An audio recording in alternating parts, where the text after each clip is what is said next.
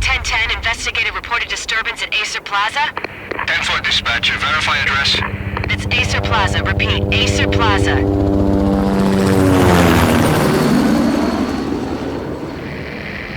Shots fired on the rooftop. An assault in progress at Acer Plaza. Repeat, an assault in progress.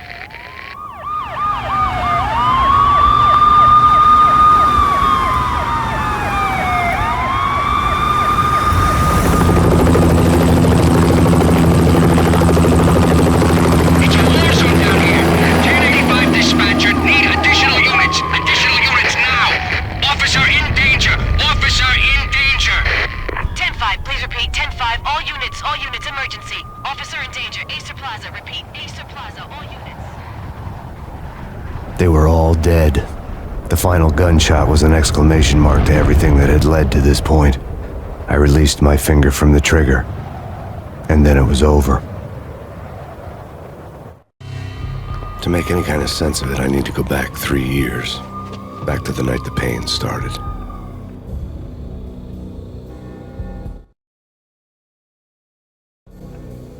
I was still on the force back then. NYPD, Manhattan, Midtown North Precinct, Hell's Kitchen. So when are you coming to work for me, Detective Payne? You'd make me work undercover in some hellhole. Sorry, Alex. Michelle and the baby come first. See? My last smoke. It's bad for the baby. That's you, Max. A regular Boy Scout. See, Alex. Still on for poker Thursday night, right? Like taking candy from a baby. Life was good. The sun setting on a sweet summer's day. The smell of freshly mowed lawns. The sounds of children playing. A house across the river on the Jersey side. Beautiful wife and a baby girl. The American dream come true. Honey, I'm home. But dreams have a nasty habit of going bad when you're not looking. The sun went down with practiced bravado. Twilight crawled across the sky, laden with foreboding.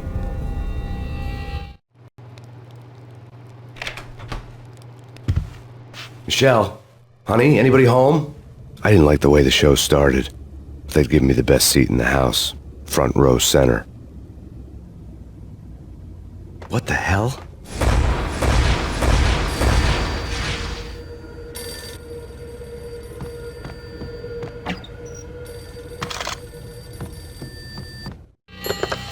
Listen, someone's broken into my house. Call 911. Is this the Payne residence? Yes, someone's broken into my house. They're still here. You have to... Good. I'm afraid I cannot help you. Who is this? Hello?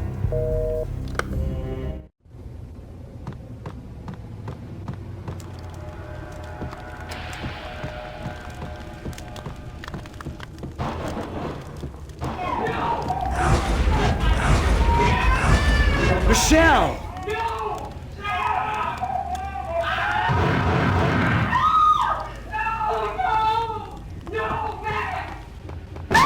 Michelle! Please! Freeze! NYPD, drop it! Coming! Get it! No, please, God, no. The flesh of fallen angels!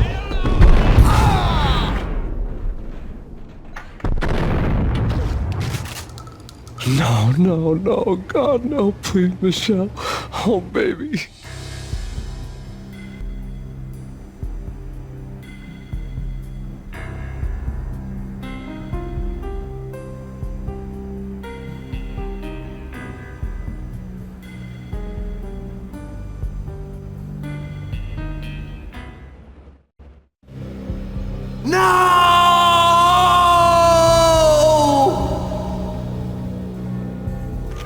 That was 3 years ago.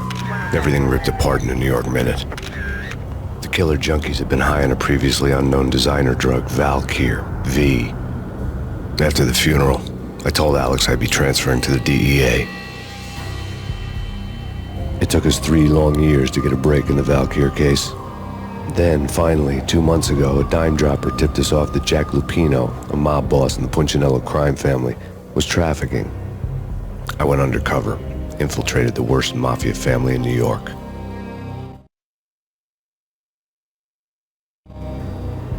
I came in from the cold and the dark, Outside the city was a cruel monster. I've been slowly working my way from the small time to the big fish, trying to get to the source of the drug. Alex and BB were my only contacts in the DEA, the only ones in this decrepit city who knew I was down here. BB here. Something urgent has come up with Jack Lupino. You need to meet with Alex immediately at the Roscoe Street station. I hadn't had a face-to-face with Alex since I'd gone undercover. Outside, the mercury was falling fast. It was colder than the devil's heart, raining ice pitchforks as if the heavens were ready to fall. Everyone was running for shelter like there was no tomorrow. It didn't get any better when I got to the subway. The feeling hit me like a point-blank shot straight in the face. Something was not right about this. My Beretta stirred nervously under my coat, but the train doors had already shut behind me, and I was in for the ride. Next stop, Roscoe Street Station, and Alex.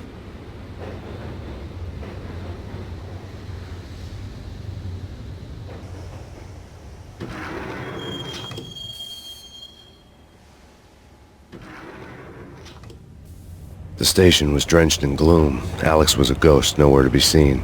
I'd have to look for him. The gate was locked. Alex wouldn't have set up a meeting in a closed station. Something was off.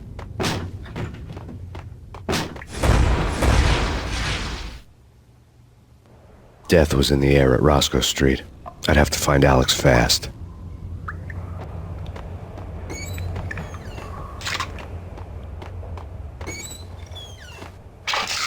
The pills would hold the pain back for a while. Wasn't Jake supposed to take care of this? He and Mickey are having too much fun taking care of the cop up there. Oh, well, what's the plan? Simple. Gun down every mother-loving bastard that gets off the train. Sweet. Didn't the train go already? No idea. Let's just wait and see. Hey, yeah!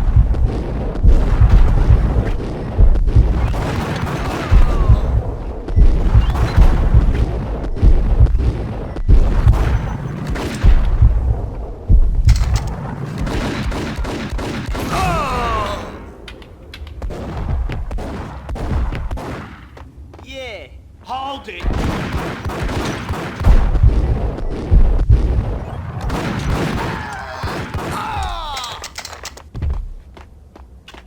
Yo, guys! Yo! Hey, Oh!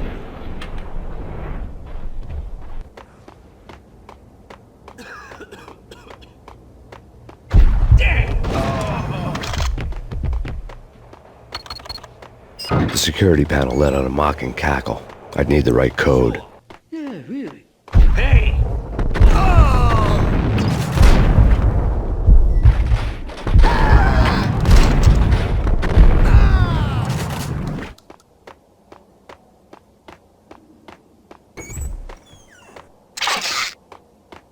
While looking for Alex, I had ended up in the middle of a big-time crime operation.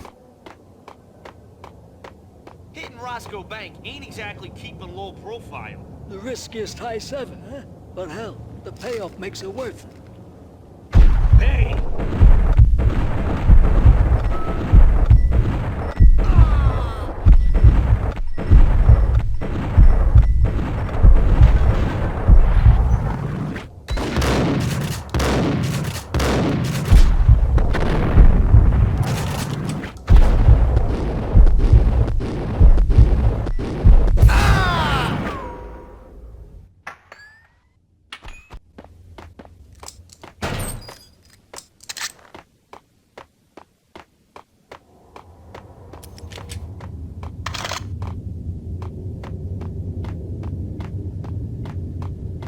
Kiss it goodbye, cop. Hey, who the hell?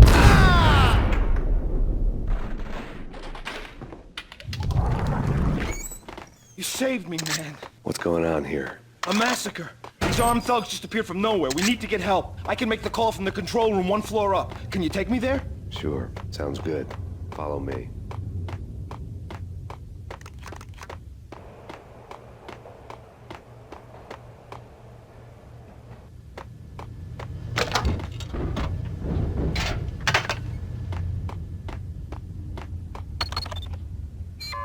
Home free. This way. Look out!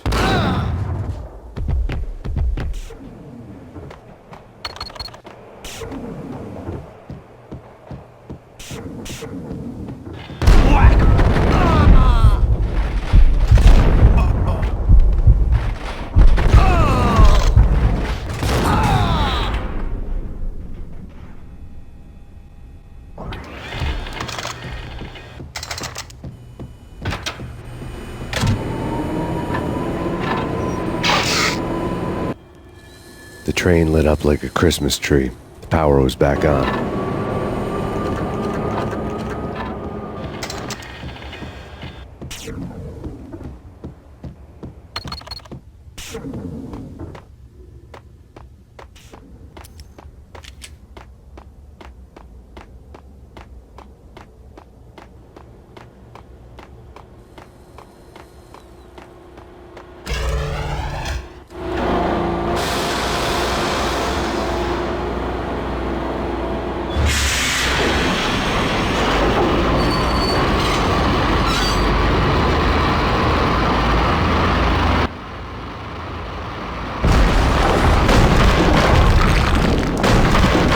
So much for being subtle.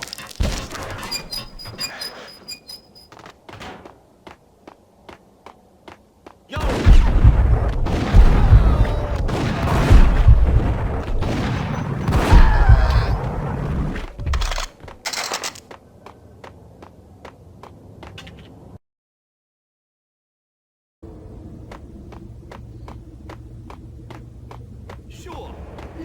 Hey.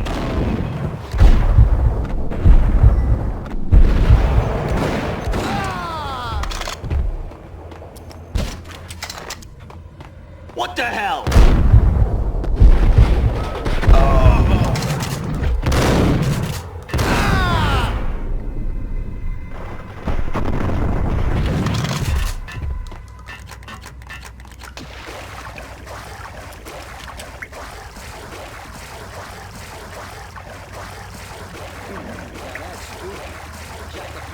Yeah, spooky.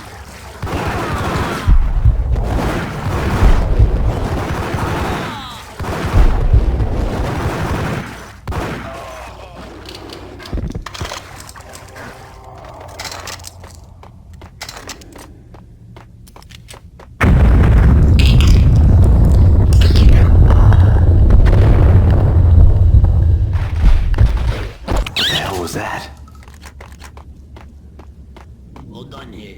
Give me the detonator. What are you talking about? The detonator. I thought you'd bring it. You were supposed to bring it. Yeah, right. Oh!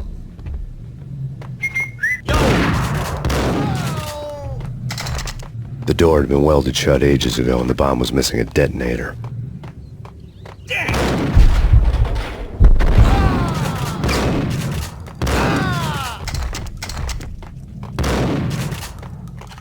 Okay, fellas.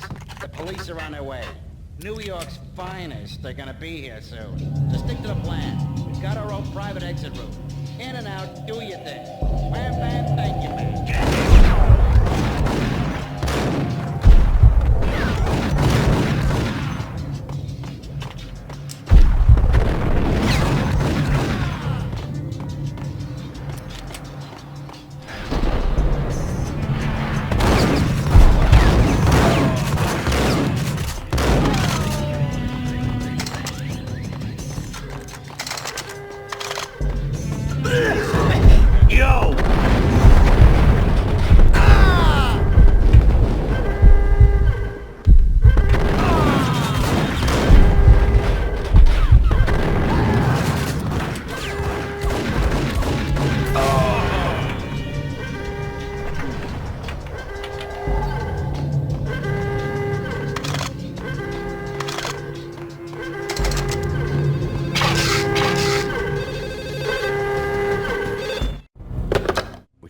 Live from the crime scene.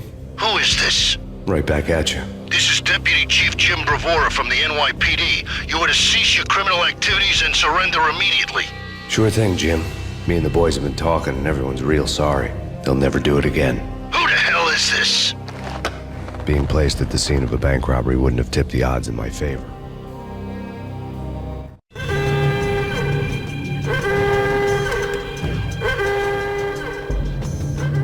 The bank robber's score lay on the table. The bank robbers had been after Acer Corporation bonds. The Acer success story had recently been on every channel and on the cover of every magazine.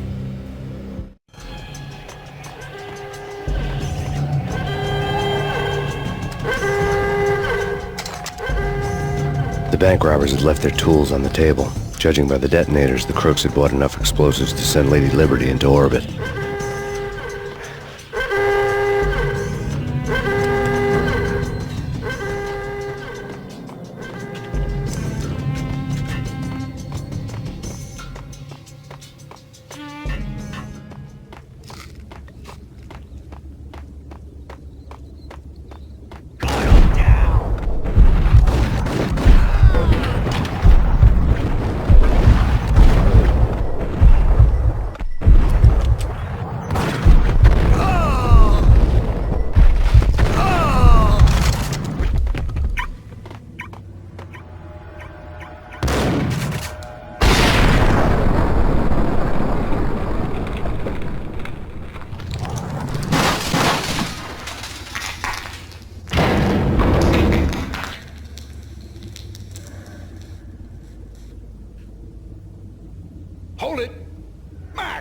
Jesus, you almost gave me a heart attack.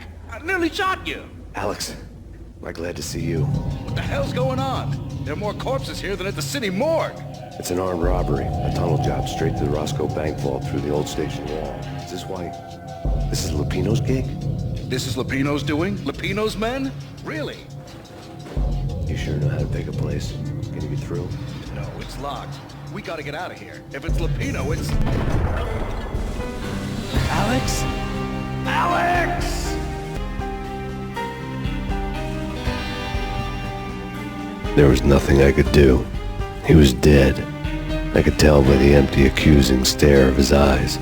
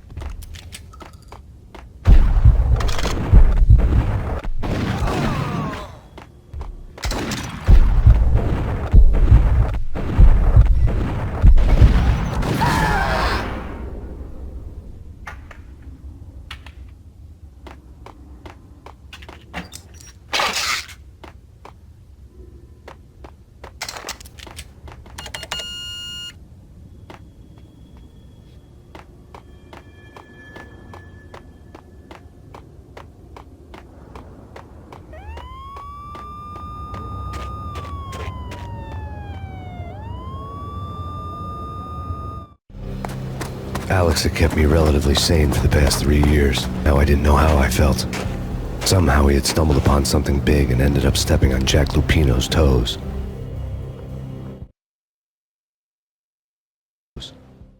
Lupino ran his racket of sex, drugs, and contract killings from a sleazy hotel in a slum block of tenements. The NYPD was closing in. I could hear the sirens. Their wail was a crescendo. Lupino thought he could get us by taking Alex out and leaving me to take the fall for it. All he had gotten was my attention. I went for the hotel first. It was a sad old thing with flickering lamps and faded colors, cheap mobster punks and tired-eyed prostitutes. I walked straight in, playing at Bogart, like I'd done 100 times before. The place was run by a couple of murdering mobsters with shark smiles. The Finito brothers. Ladies and gentlemen, it's the pain in the butt. Pain to the max. You're killing me. Did you make that up yourselves, or you get some wino downstairs to come up with it? Don't answer that. A rhetorical question. I got something for the boss. Lupino around? That kind of depends on who's asking. A friend or a junk squad plan. Don't answer. It's one of them, how do you put it, rhetorical questions. Lupino ain't here, but he says bye. Lupino wasn't in his cheap hotel. Instead, I ran into the Finito brothers. My cover had been blown, the door slammed shut behind me, and then I was dodging bullets like raindrops. Pain in the butt. Ha-ha! Pain to the max. Get a Marble City for you. And lying down. Freaking it.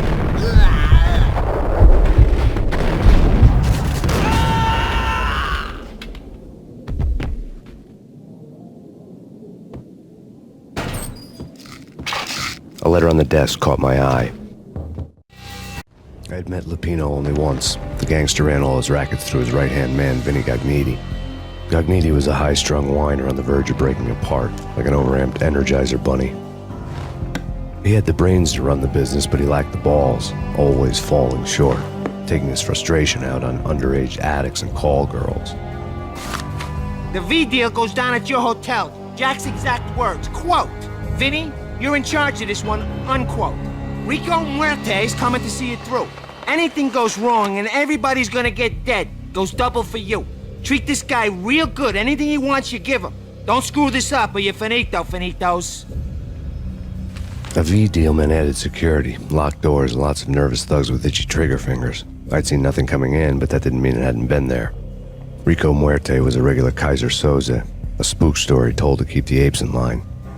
313. The Finitos had scribbled Muerte's room number on the note's margin. Bosses! Everything all right? Bosses!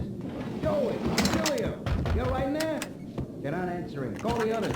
Tell them to come quick. Okay, but we can't wait for them. We gotta go in now. Bosses! We're coming in!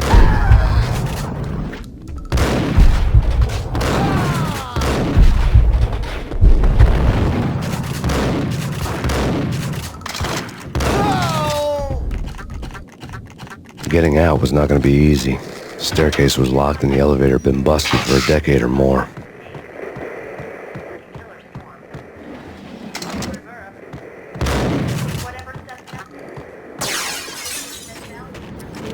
Yeah, something's wrong with the bosses. Payne's there and they're not answering.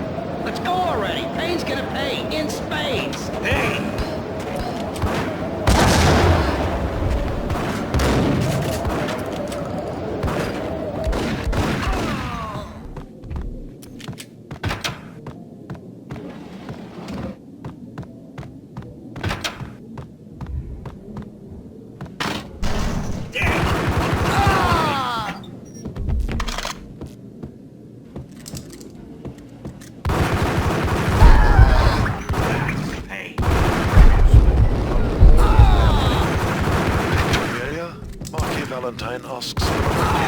Thank you, Lawrence. My lady. My lord.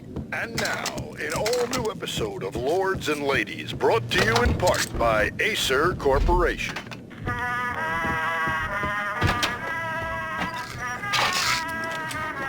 V-head junkies could go off without a warning. I had to be careful. My lord, there is? Indeed, my lady. There he is! Ice!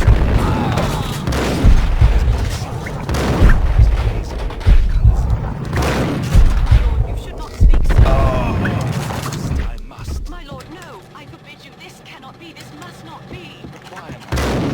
My lord, it is too dreadful. Do not force me to speak the words. I beg of you, I must know. I would rather Piece of die crap. than not know. Yes, Oh, my lord, careful. you should It both might be kick dead. back. The shame is too Ice! My lord.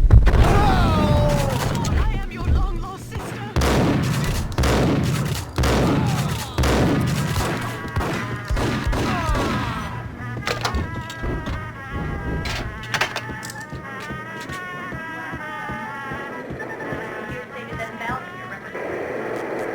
Tonight, the city's fight against the nightmare drug Valkyr took a turn for the worse, as DEA Special Agent Alex Balder was found brutally slain at the Roscoe Street subway station. A suspect was seen leaving the site only moments after the shots had been fired, and the NYPD is currently in pursuit of Max Payne, a repeated felon believed to be armed and extremely dangerous. And now the weather. The worst winter storm in recorded history continues to pound the city. The NYPD is This party had been dead for a while. I couldn't say I was sorry I'd missed the show. whatever steps necessary. Here stated that Valkyr represents.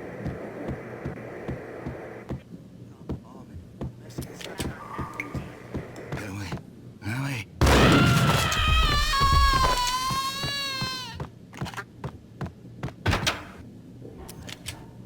Gun him down!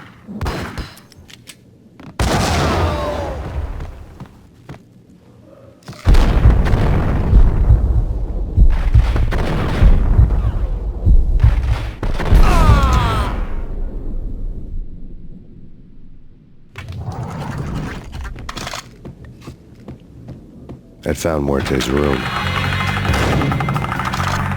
Muerte had received a letter.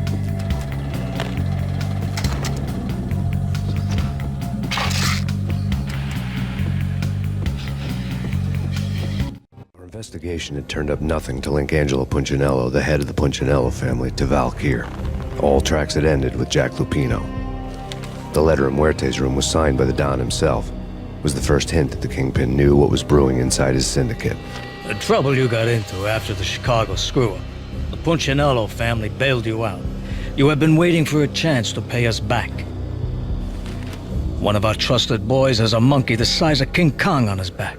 And we need your special skills for backup on a major deal. Collecting evidence had gotten old a few hundred bullets back. I was already so far past the point of no return, I couldn't even remember what it looked like when I had passed it.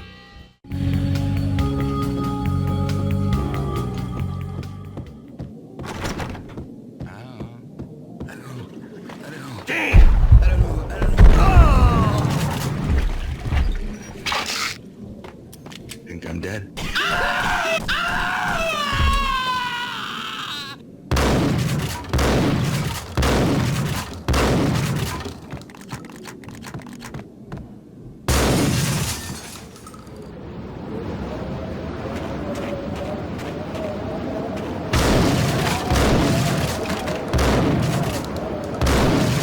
I didn't want to know what had happened here. It was not a pretty sight.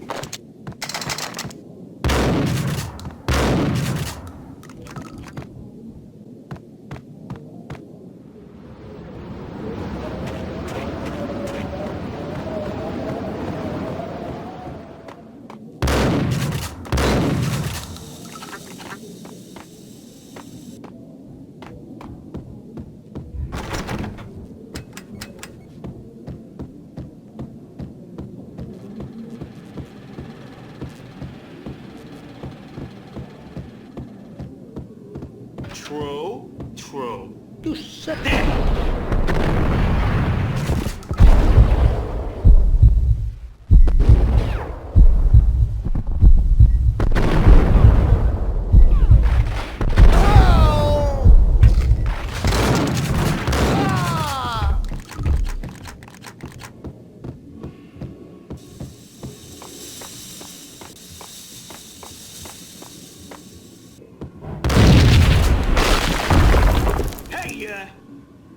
Told you. God, what the hell?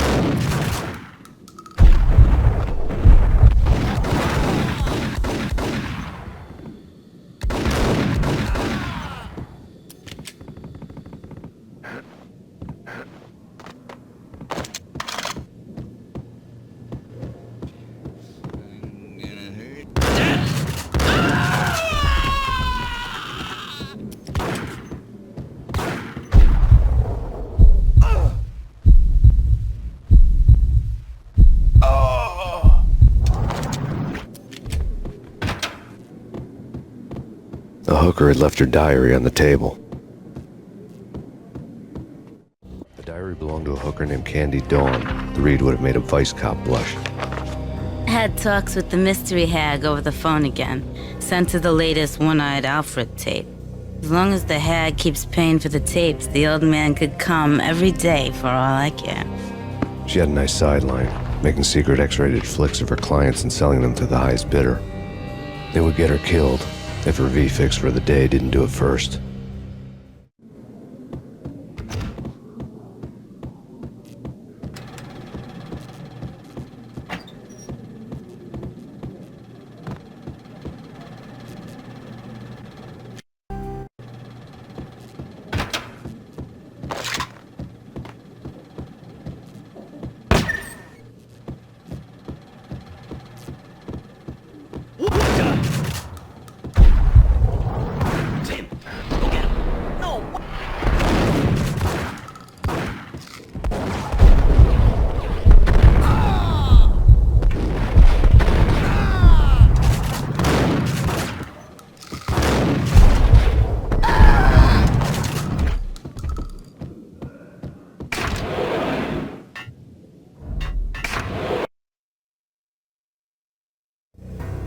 The old service elevator rumbled down to the bowels of Jack Lupino's hotel.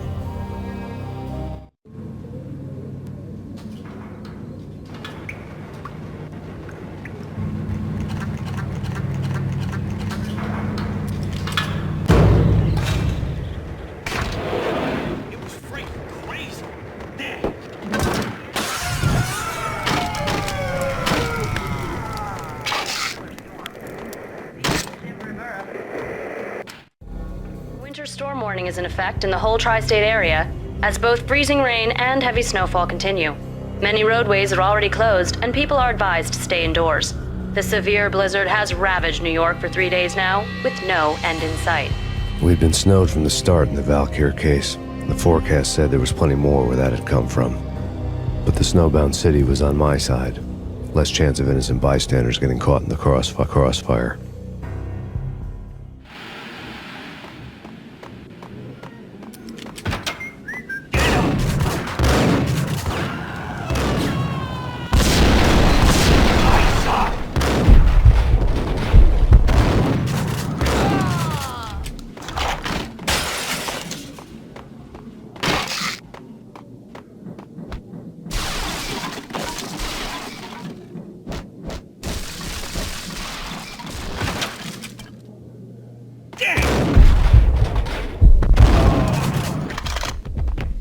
Exhibit number 1, a newspaper.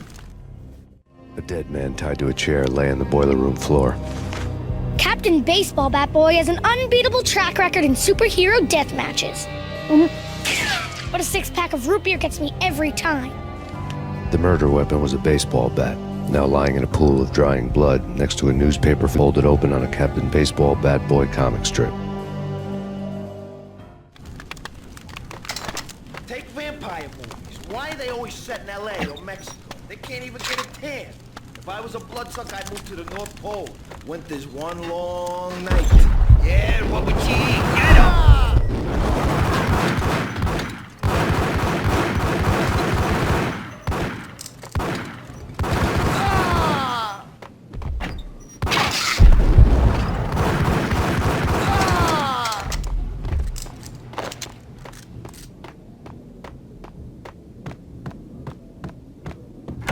With the guns. Trust me, you don't want to piss Muerte off. Gentlemen, let's do business. Greed for greed.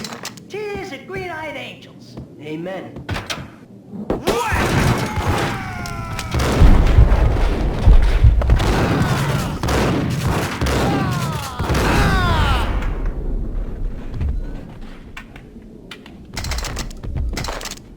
A lifetime ago, this would have gone down as a narcotics arrest. It was dirty money. The transparent cylinders glowed green, full of Valkyr.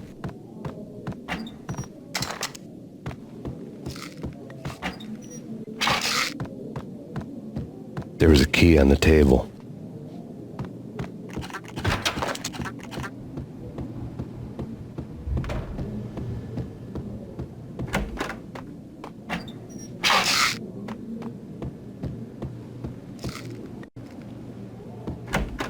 Two mad dog killers, ready to murder each other. They step into the next room, and I'm thinking, now they're gonna do it. But no. They sit down in front of a TV and solve their differences with a kung fu fighting video game. I tell you, Candy, I was so depressed, I strangled them both with the video game cables. Oh, Rico, you're so bad. I am, ain't I? Rico Muerte, big-time hustler.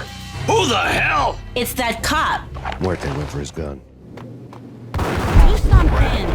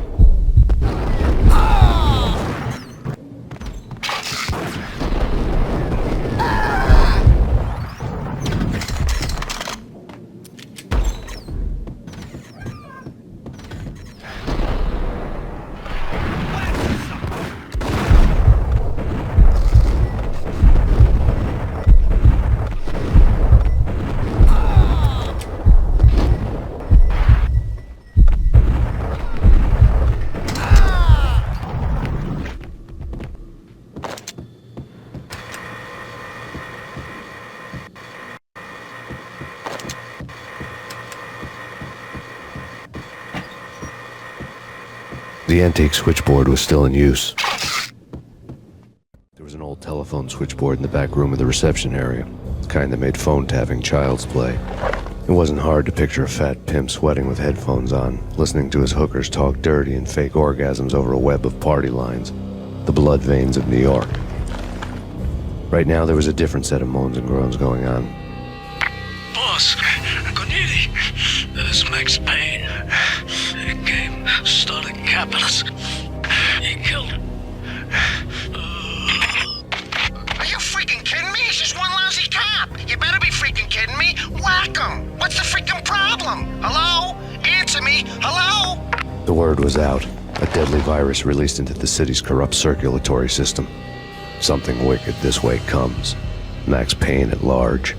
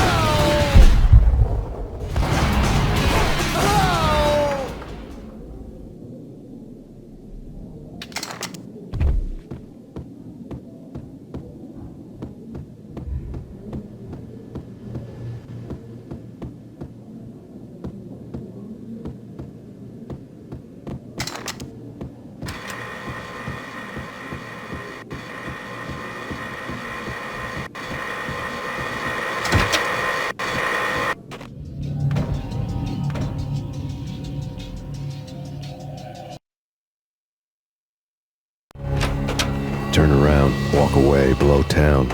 That would have been the smart thing to do. Guess I wasn't that smart.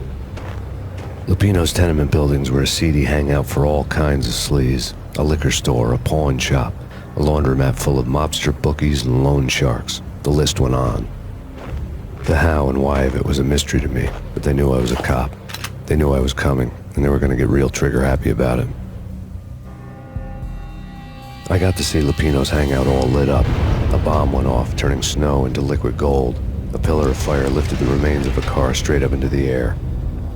The flames were highlighted on the hood of a black Mercedes-Benz as it coasted down the street real slow, as if the driver didn't have a worry in the world. I got a good look at the man riding shotgun. It was Vladimir, the head of the local Russian mob, the fly in Don Punchinello's soup. The ringing in my ears was the sound of a mob war being waged.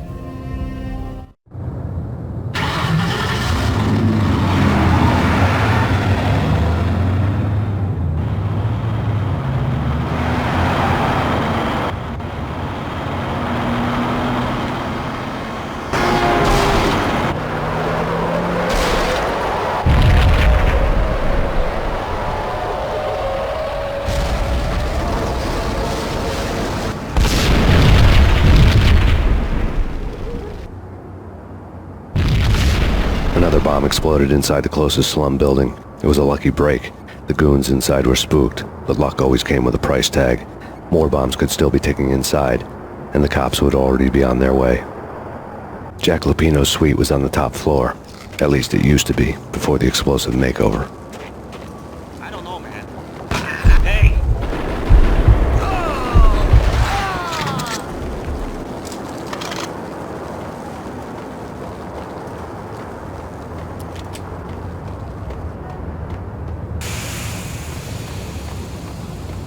The headlines were a depressing read. The headlines were screaming bloody murder. The storm was a screaming duet with the approaching prowl car sirens. It was all a scream when you were down for the count and wanted for murder.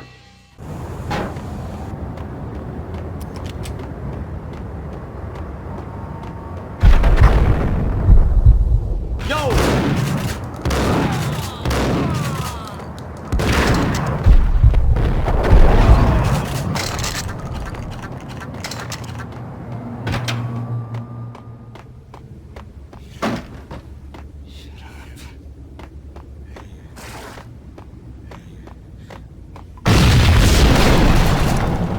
The whole building was rigged with explosives.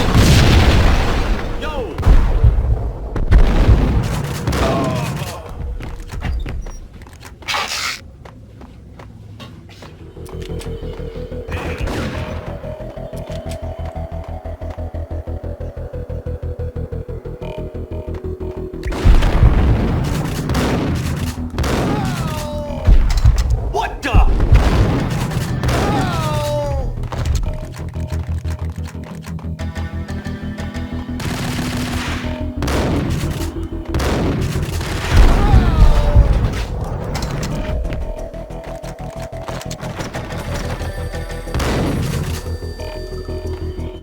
A beaten-up phone in the entrance hall was ringing.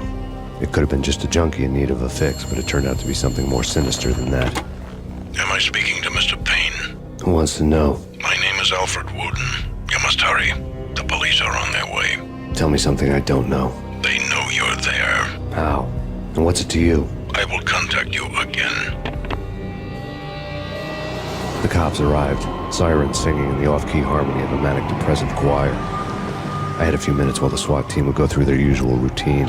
By the time they busted in, I needed to be long gone. Max Payne, this is Deputy Chief Jim Bravura from the NYPD. Drop your weapons and come out with your hands above your head.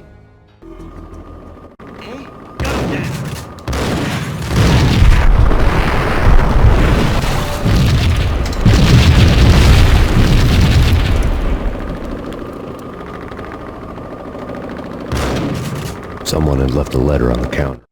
It all made sense. The bombs, the Russian mob boss making an appearance in person. Gagniti was his usual self, all talk and no walk. After our hit, the Russian has only a couple of guns left and they can be bought. There's no freaking way he has the guts to try anything after that. As it turned out, the Russian had plenty of guts. One thing you could count on, you push a man too far and sooner or later he'd start pushing back.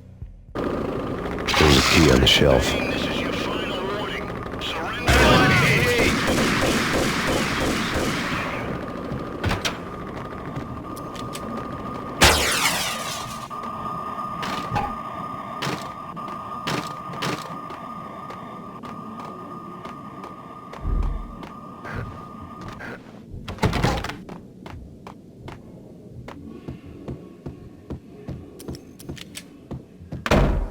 What the?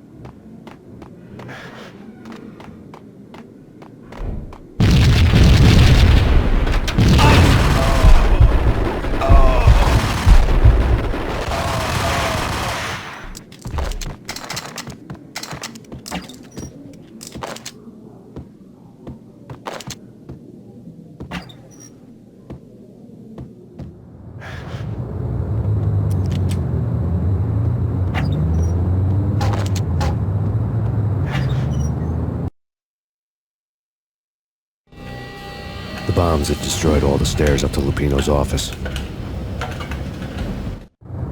The alternate route led there by way of adjoining rooftops.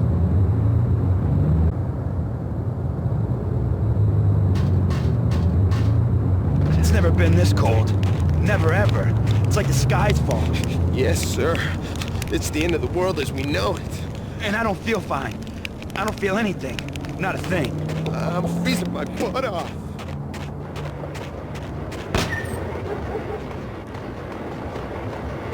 To get to the roof, I'd need to get to the elevator through the locked door up ahead. Pizza delivery. Never seen you before. Buzz off, Joker.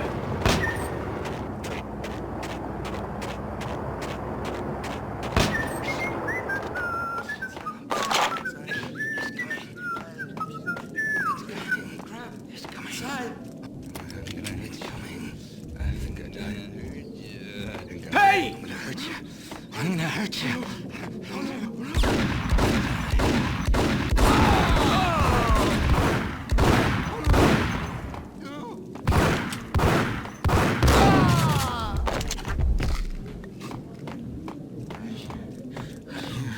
the?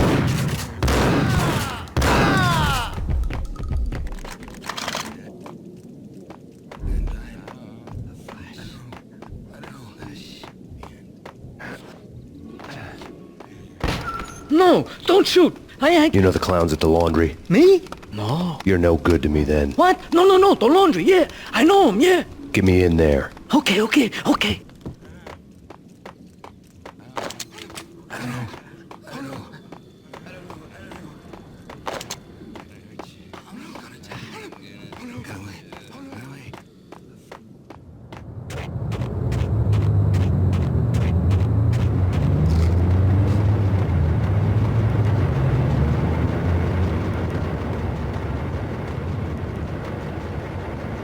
It's me. Open up. Let me in, quick. Not so fast. The password. John Woo. Come on. Okay, John Woo. All right. Come right in. It's a...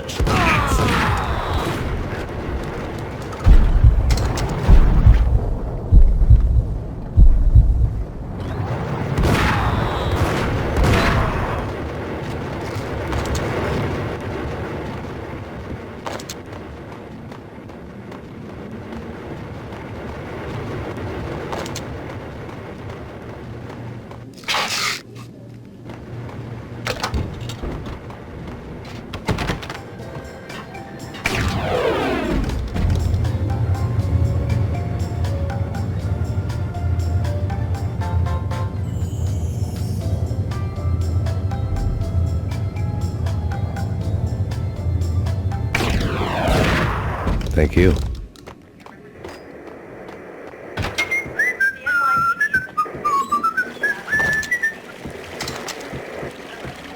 What the?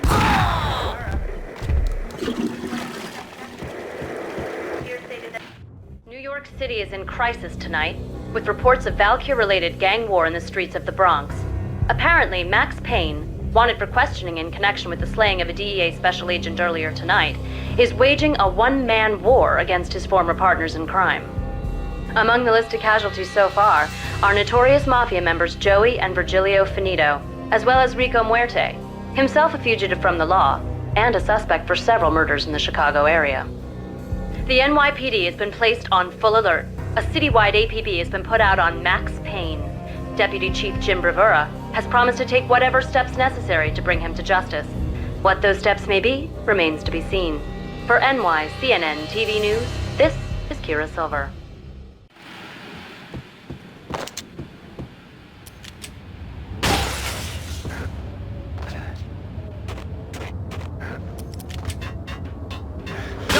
On address unknown.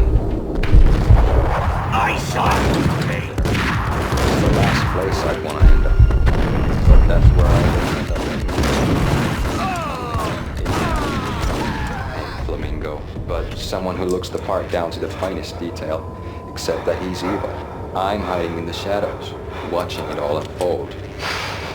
The Flamingo speaks. You can speak here. It says, "Mirrors are more fun than television." Mirrors are more fun than television.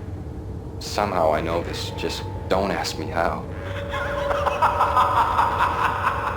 And I, not me, but my double, nods and smirks at this like it was the funniest thing in the world. There's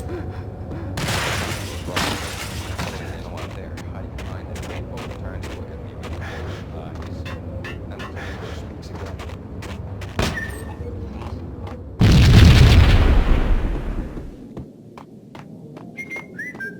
Red, blue, or green? It's always red or blue in the movies. So, green? No, not the green.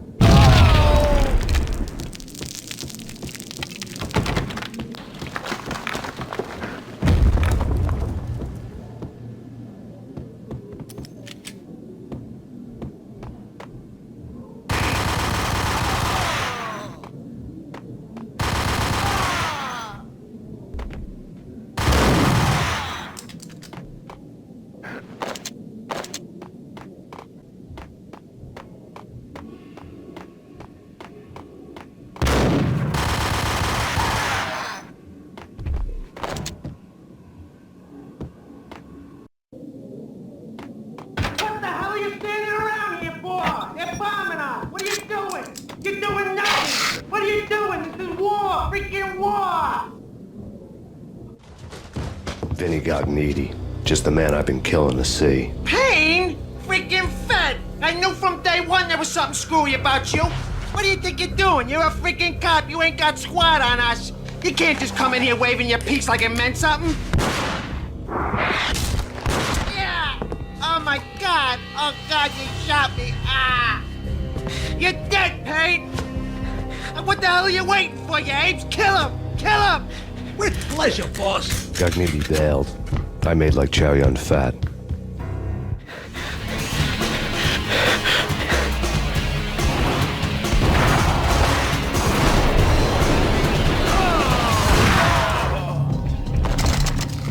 A crumpled letter lay on Gognitti's desk.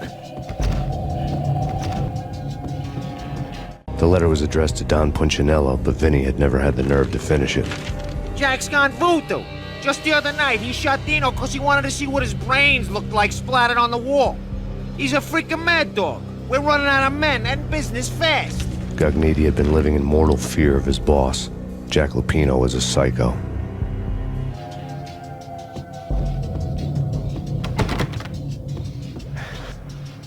Vinny Gognitti was running scared.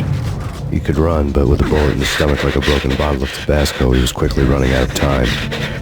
He knew where his boss was, and I wanted to square things up with Jack Lupino. Gognitti would be moving fast. I don't know about angels, but it's fear that gives men wings.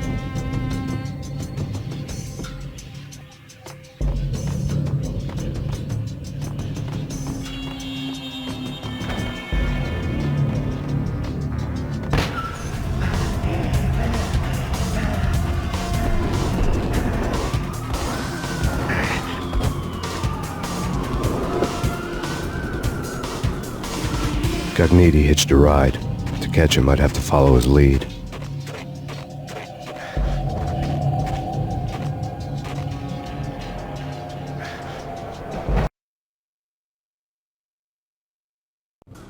This was my second train ride of the night. The way it started didn't promise anything better than the last one.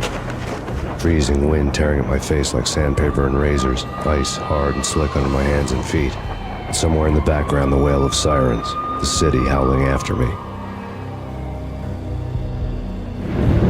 New York sped by and fast forward. Dark rooftop water towers and a dead forest of antennas and chimneys, all a blur. When the train he was riding slowed down, Gognitti made his move.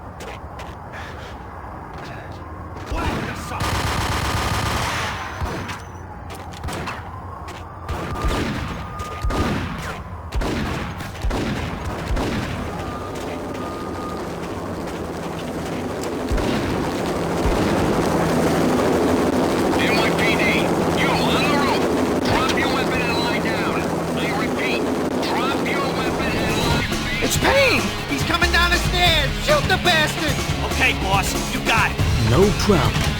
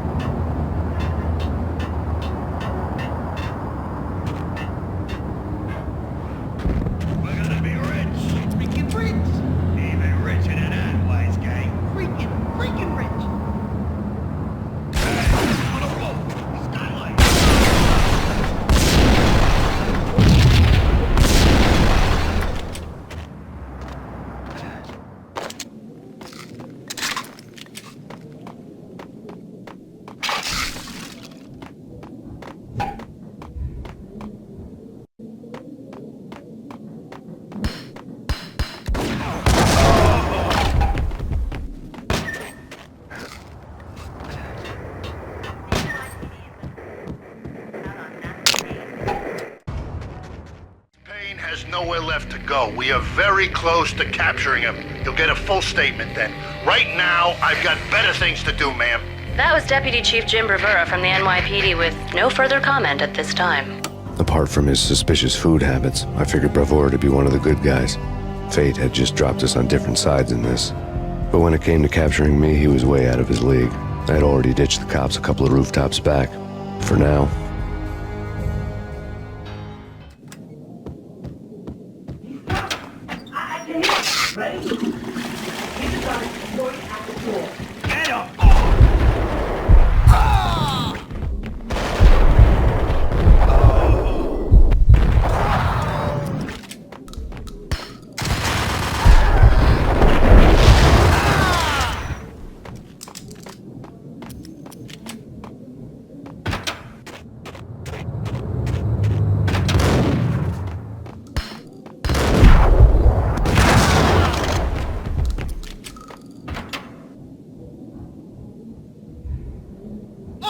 God damn it!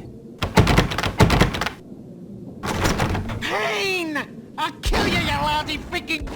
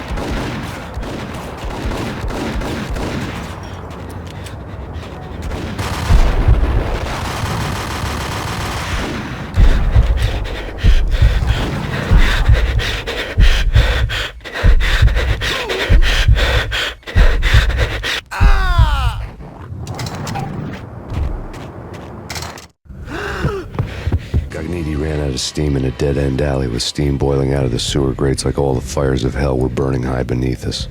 It was shakedown time.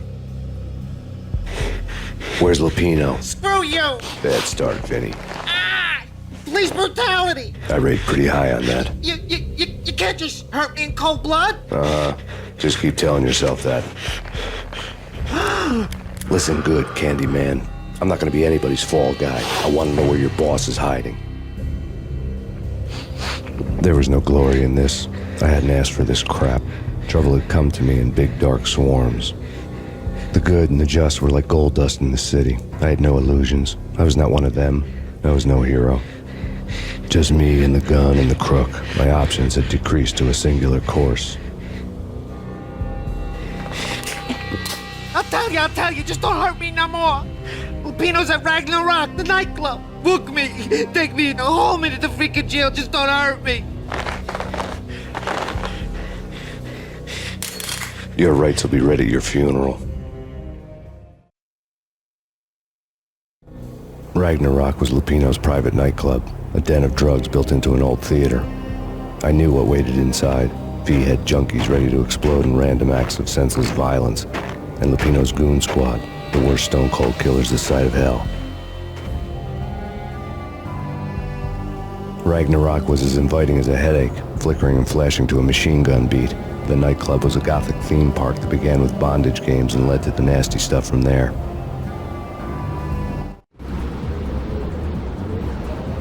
As subtle with its dark message as a cop-killer bullet through the heart. Like father, like son.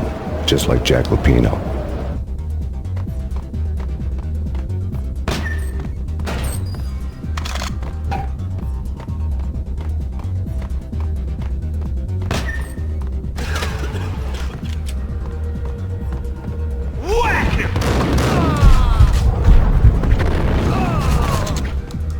The book had never been a bestseller.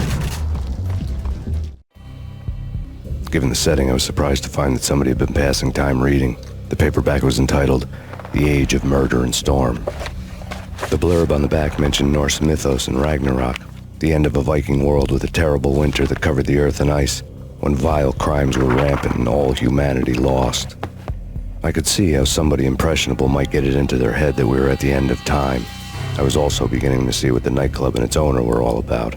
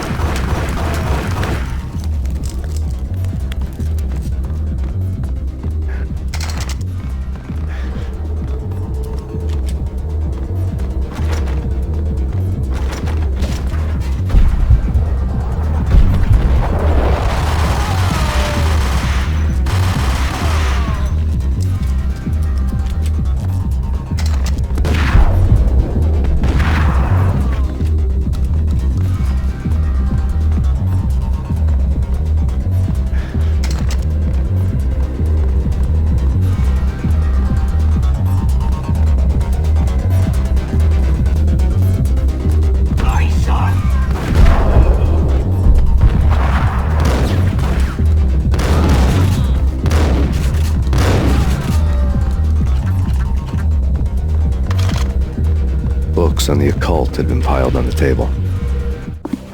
The room was stacked with light reading, such as Necronomicon, Witchcraft, and Paradise Lost. Old exotic titles like Malleus Maleficarum and De Umbrarum Reini Novum Portus. Books with pentagrams on their covers, all dealing with the occult and the infernal, lying between stacks of horror videos and a couple of Ouija boards. The only thing I could take seriously was the thought of Lupino taking it seriously. He had been spending a lot of time getting intimate with the guy downstairs.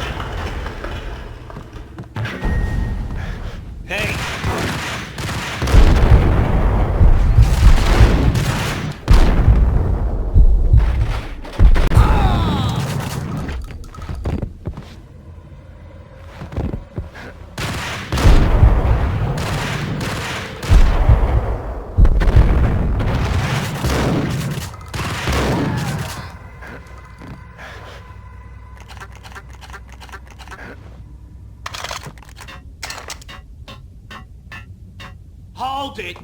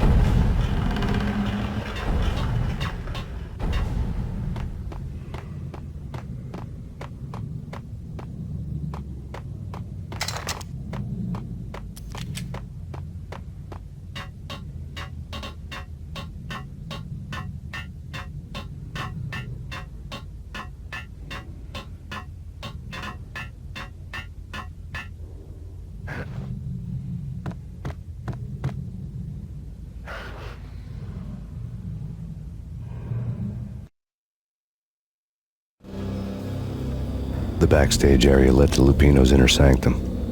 The hot air inside was like an invisible wall, thick with incense and something else, a sickly sweet smell that made you gag. This was the rotten core of the Big Apple. Lupino lurked somewhere ahead, like a spider at the center of his web, waiting. The vapors in the air started to make my head swim. Torn pieces of a letter lay scattered on the sofa. Punchinello had threatened Lupino in writing. The note had been torn to pieces, bloody fingerprints all over them. Don't want you to think that one of my boys is not playing with a full deck. Shape up, Jack. We are running a business here. I'd hate to send the trio to strong-arm you. The trio were the Don's notorious henchmen. It was obvious that Lupino hadn't been intimidated by the threat. Lupino's notes covered. Jack Lupino was crazy, all right. The table was scattered with notes of demented arcane nonsense written in rusty blood, a mishmash list of demons, devils, and dark gods evoked.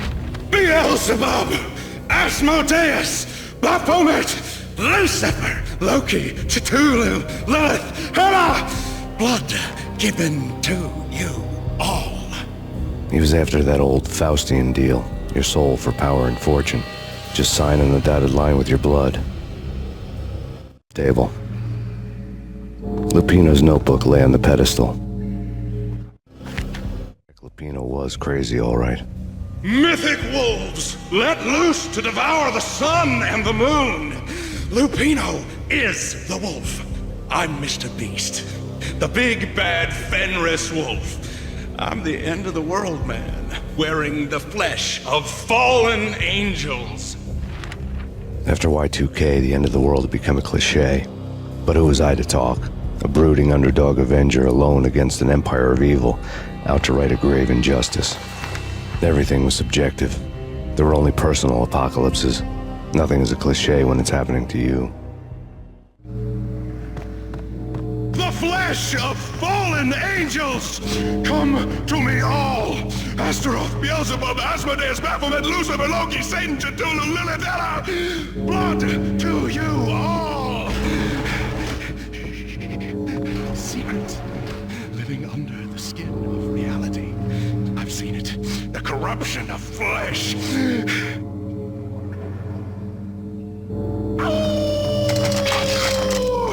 I'm the wolf, yeah! I am the wolf! It's close. It's coming. You have come. A witness to the end of time. It's now! I will rise to her side! I don't need the words! I'm beyond the words! Ah!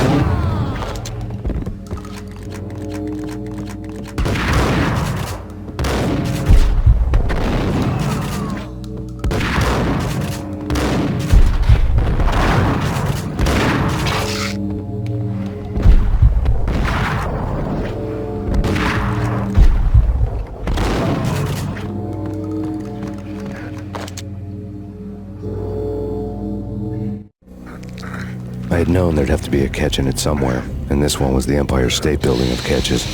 Lupino was pumped up and dying to go 15 rounds with a mutant alligator. And then he started this spooky monkey talk, straight from a bad dream. Mine. I have tasted the flesh of fallen angels. I've tasted the devil's green blood. It runs in my veins. I've seen beyond the world of skin, the architecture of blood and bone arrow. Death is coming! She is coming, and hell is with her. This is the twilight winter. I am ready to be her son. Her time is now, and all who stand in her way must die!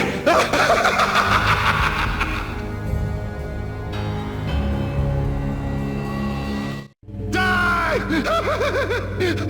You'll die! You'll die! Now! All die! Oh!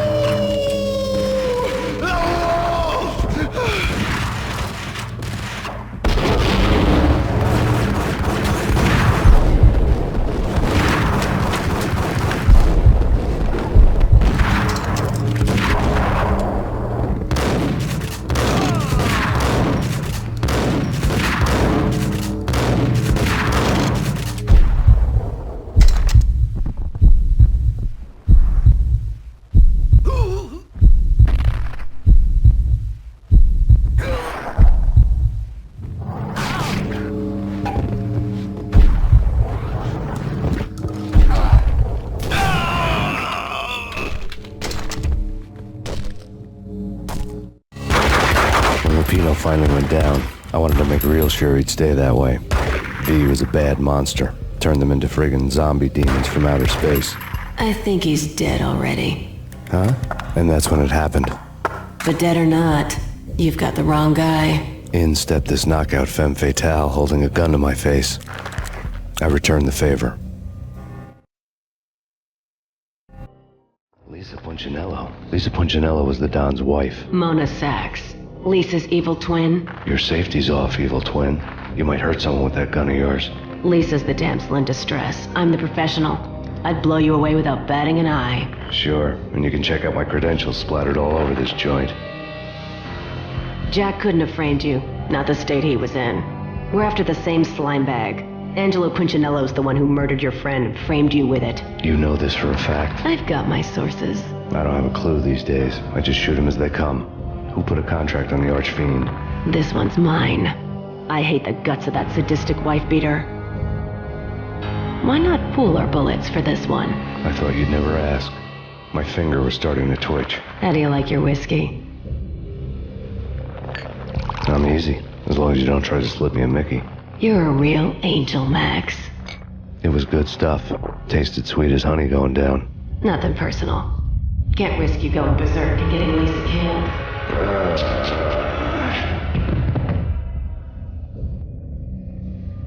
The nightmare was always the same.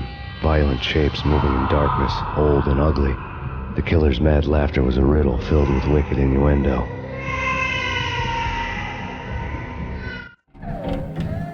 Somewhere, the baby was crying.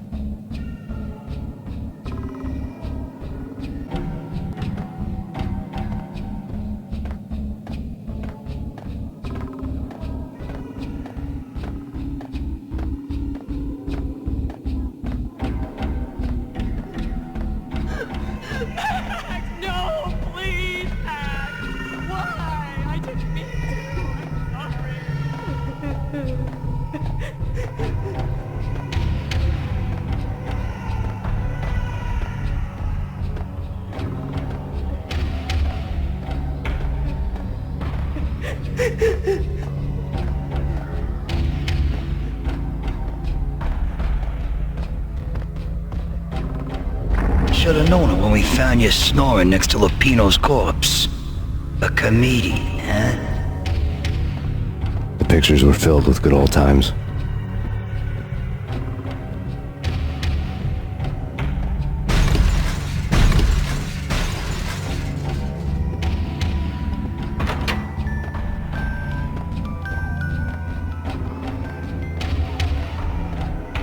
I really love to watch cartoons. Captain Baseball Bat Boy's my favorite.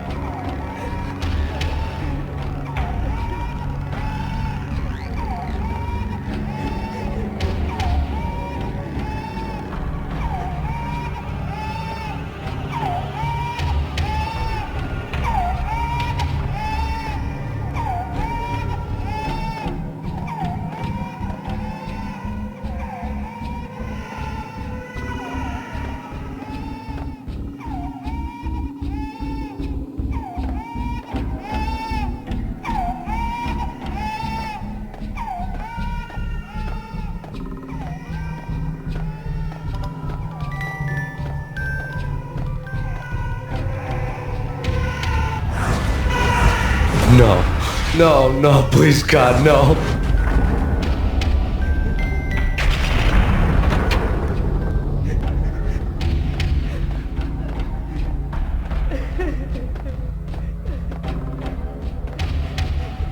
Slice them, dice them, shoot them full of holes, blow them to bits, vaporize them, disintegrate them. No matter what you do, they'll still be back good as new. Michelle's diary lay on the table. Michelle was working part-time in the district attorney's office. Her diary was open on today's entry, her handwriting all pretty curt. An army dossier found its way to my desk yesterday. Valhalla? Isn't that a Norse myth? Something about Vikings?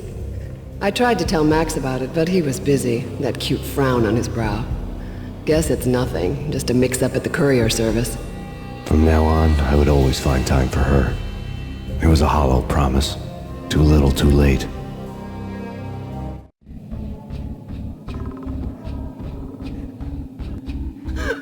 Max, no, please, Max. Why? I didn't mean to. I'm sorry.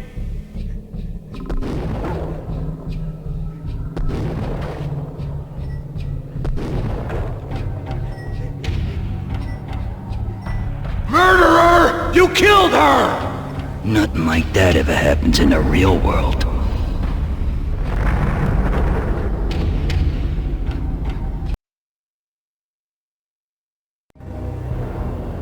I woke up in a bad dream. My head felt 2 sizes too small for my brain. Max Payne.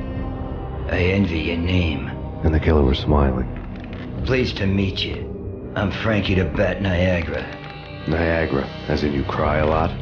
He had a baseball bat and I was tied to a chair. Pissing him off was the smart thing to do.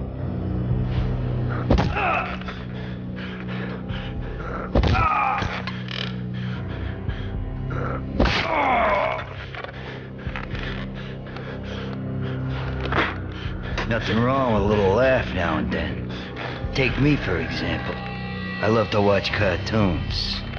Cartoon violence is a fascinating thing. Let's take a break. I need to take a leak and maybe grab a cold one at the bar. Don't worry. I'll be back to finish this off. And then, it's checkout time. You play, you pay, you bastard. He swaggered out, and the door clanged shut behind him, locks clicking into place. Everyone makes mistakes. Mine hadn't been to crack jokes about the goon with the bat. He'd have cracked my skull regardless. It hadn't even been to trust a girl with a gun. I had blindly gone after the first bad guy on my hit list when I should have been aiming further up the ladder, at the head of the Punchinello family. I couldn't bring myself to be pissed at Mona. Guess I had a soft spot for a pretty face.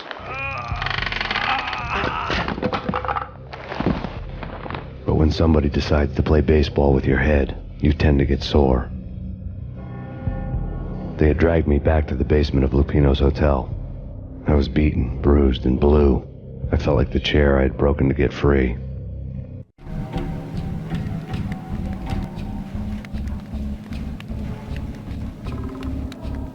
All I had was Niagara's bat, sticky with my own blood. Without a gun, I'd be no match for Frankie's men. I'd have to play hide and seek with them. It's Frankie. Hey, yeah!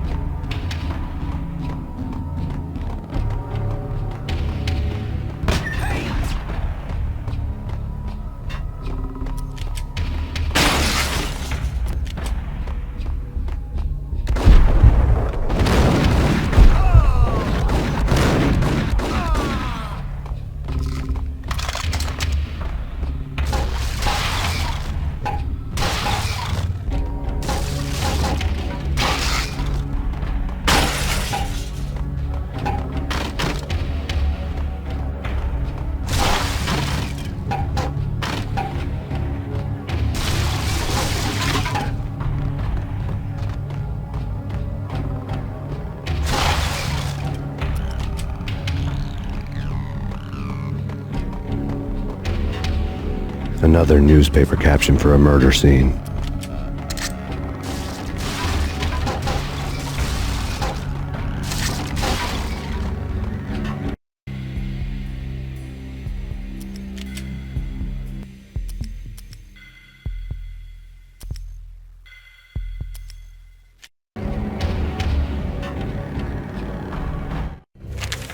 Frankie had left his calling card, a Captain Baseball Bat Boy strip, next to a sewer passage filled with bodies. You'd better not mess with Captain Baseball Bat Boy. Even my arch enemy, Bicycle Helmet Girl, swoons at the sight of me. Aha! There were enough corpses to put a mass murderer to shame.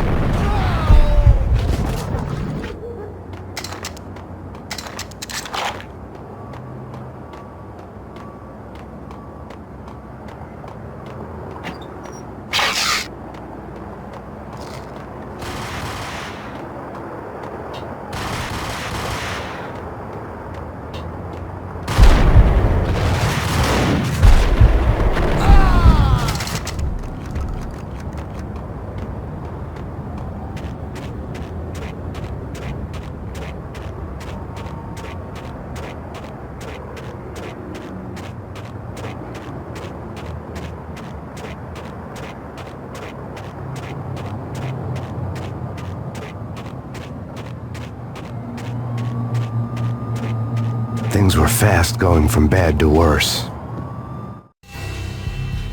The men in blue had come and gone. They had decorated the place with chalk outlines and tied it together with yellow tape. The cops who had stayed behind were dead. Frankie, his boys, and I had the place all for ourselves.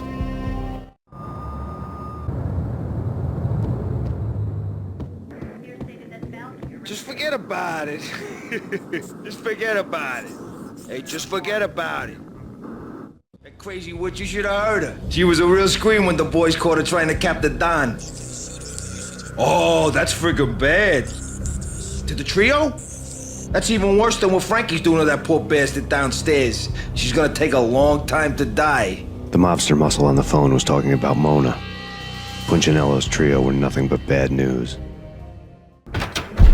There he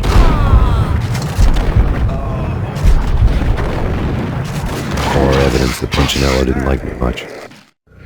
The fact remains that all the victims so far identified in the Ragna Rock shooting have been known criminals, many of whom had large doses of V in their blood. Reliable sources say that Max Payne was also among those killed, although no body has been recovered at this time. Reliable sources. That meant somebody thought the Mafia had me, didn't want the cops snooping around anymore. The body would be delivered to them barely recognizable. Case closed. Don Punchinello had the power to be that reliable source, which was no news. But his news was old news.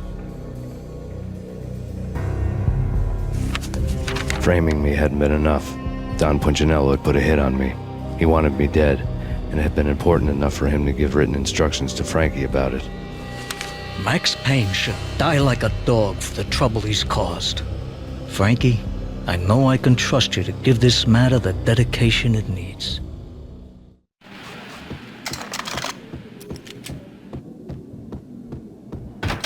Hey!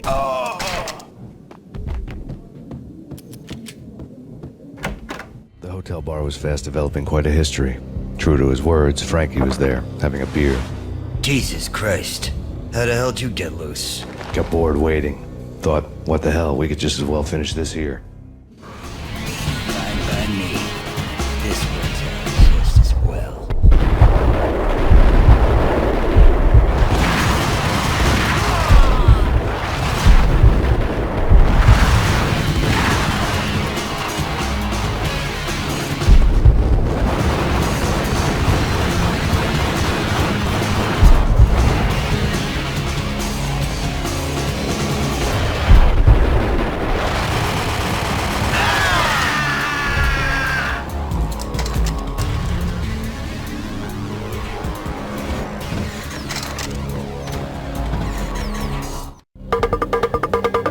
Thank you. You've been a lovely iron. Had enough? I don't play with girls anyway. Unfair! I spotted the tail as soon as I left the hotel. A big black Mercedes. I'd seen the car before. That time it had heralded impressive explosions. Vladimir was back. Bang! You're dead, Max Payne. I might have laughed if I remembered how. What's this supposed to be? Cops and robbers? Look, you want something with me? Get in line. Peace, man. Relax. You know you are a real news item. Armed and dangerous. I am going to make you an offer you can't refuse. I've always wanted to say that. It's a bum rap. I've been framed. That's a moot point. Whatever you did or did not do, I'm sure you had good reason for doing it. Want to hear me out? I'm listening. Punchinello messing with V is bad for business all around. But that's not all. There is this guy, Boris Dime, used to pull jobs for me.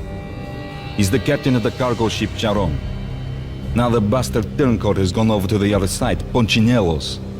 The ship's loaded with high-res hardware, guns, my business. If Punchinello gets hold of that cargo, he's won and I have lost. And you'll have your work cut out for you.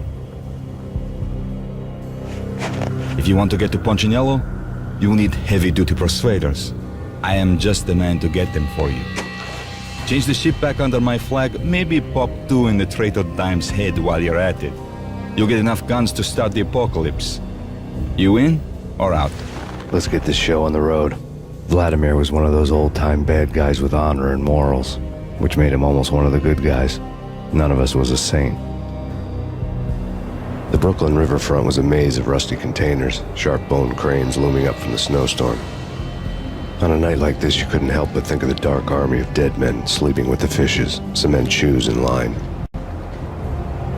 No Minotaur lurked in this labyrinth, but somewhere out there, on the clanking deck of his cargo freighter, the skipper of the Chiron was waiting, like the ferryman of the River Styx.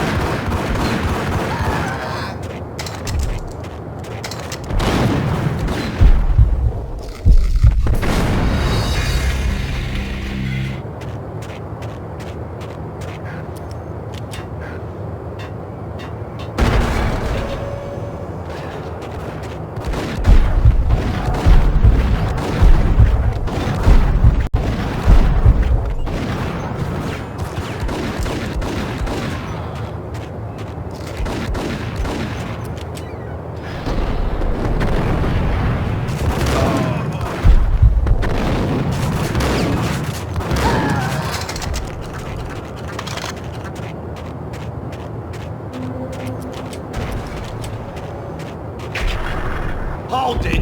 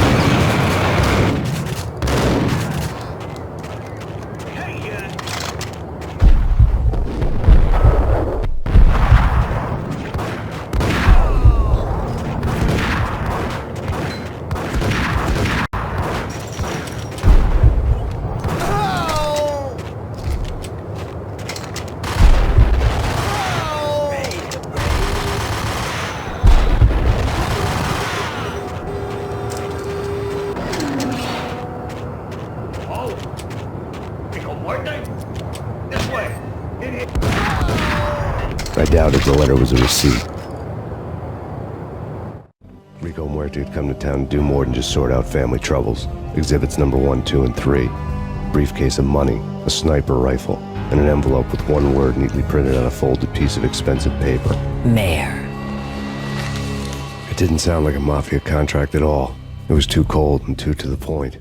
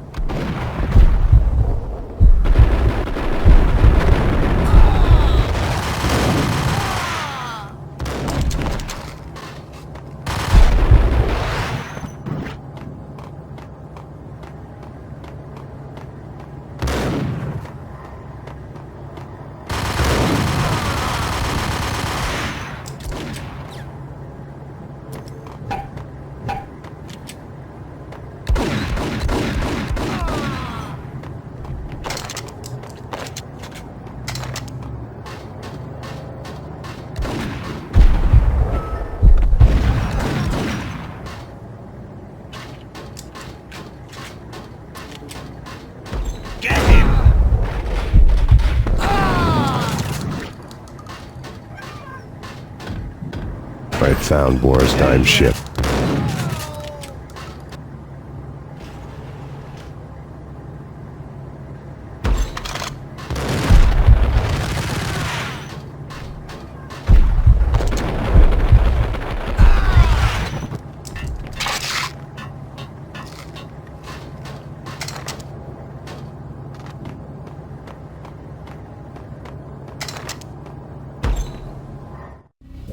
Rust had crept over the sides of the cargo steamer a long time ago. Boris Dime would be on board. I'd have to smoke half of his crew to even get near the gangplank. The guns were probably being kept in the hold, buried amidst the rats and oily water.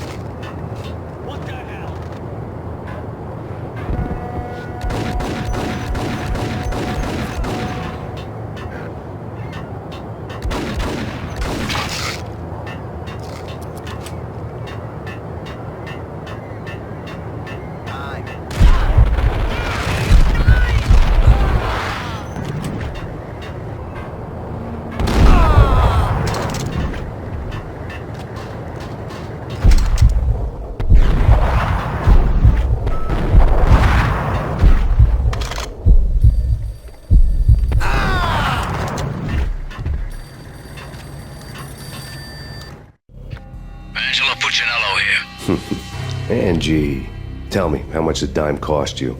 I bet it was more than his name. Max Payne. Right the first time. You're dead, punk. You sure you're not confusing me with Boris here? But you are right, of course.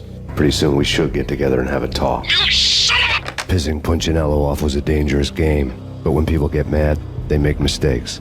I should know. That's where I wanted Punchinello, mad enough to trip over his own feet, preferably into a grave.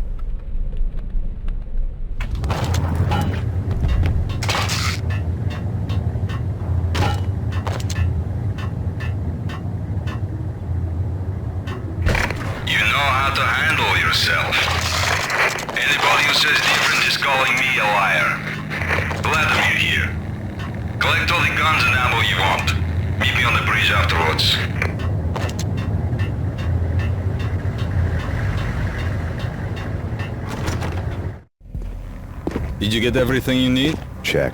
I owe you. Anything you need. This is my solo. When I'm through, Punchinello won't be anybody's problem anymore. Clear as what. But anytime you get between a rock and a hard place, just whistle. This could be the beginning of a beautiful friendship. You really get a bang out of this big-time gangster act, don't you?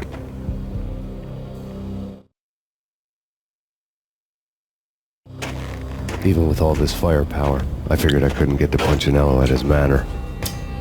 I only hoped that he wouldn't pass a chance to hear me beg, to see he's won. This is Max Payne. I want to cut a deal. Payne, you're a dead man. That's what everybody keeps telling me. I got your ship and her cargo. I want to meet. No pain, no gain. Capiche? You know my restaurant?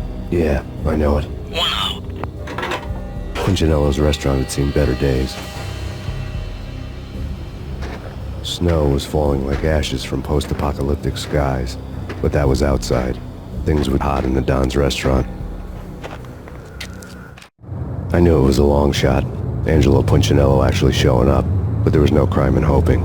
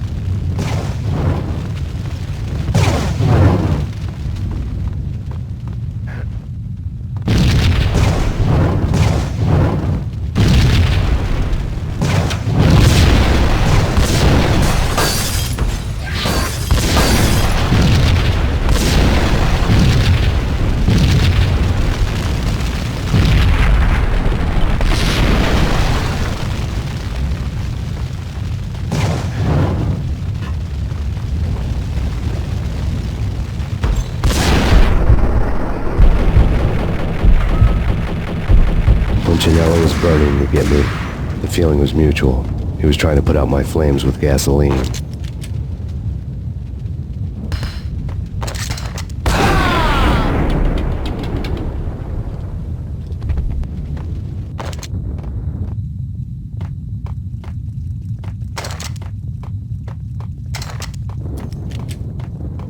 The mobsters have been guarding a real treasure, the way out of this disco inferno.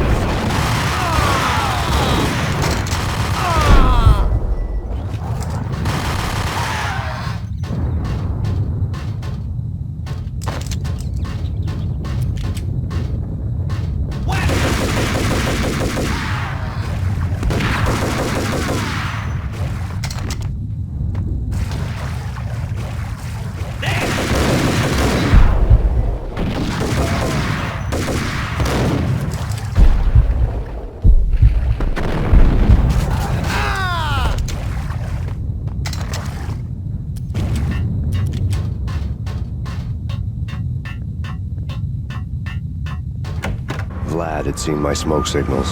The Mercedes was revving to go, almost drowning out the Banshee wail of the sirens. You coming? We'll drop you off at the Punchinello Manor. Sounds good to me. When this is over, look me up. I could use a professional like you. I'll keep that in mind. The night groaned with cold. The garden lights flickered nervously. In their light, the falling snow was dead white before the darkness ate it up. I had heard the stories. The trio were mad dogs. They'd have hung the heads of their enemies over the manor gates if the capo had only let them. Punchinello wanted Payne. He'd see the pain. The trick in my situation was that there was no trick, no matter what the movies tell you. No rules, no secret mantra, no roadmap. It wasn't about how smart or how good you were. It was chaos and luck, and anyone who thought different was a fool. All you could do was to hang on madly, as long and as hard as you could. Someone had graciously left the back door open for me and killed the guards. My money was on Mona. I knew the trio would be standing between me and Punchinello. I had read their rap sheets, thick as phone books. No one would be walking out of here alive. The numbing cold of the broken night had followed me in. Upstairs, the trio tangoed down the manor halls to the silent rhythm of their murderous hearts. The blood of their victims rust on their lips. Vince Mugnano, Pilot Providence, a.k.a. Big Brother, and Joe Deadpan Salem. The pistol was a frozen lump in my hand, piercing the skin, gnawing me to the bone. Someone hadn't enjoyed the Don's hospitality. Someone with a flair for the dramatic. Someone who had let herself out of a locked cell and past a couple of armed guards. My thoughts were on Mona again. I could only hope she was a good enough gambler to walk away while she was still winning, before she'd run into the trio. That's Payne.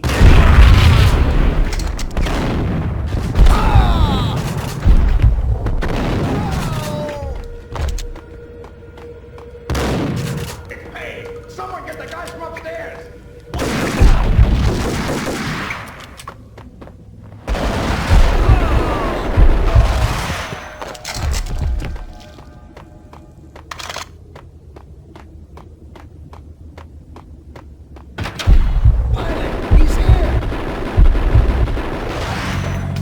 It didn't take me long to run into the trio.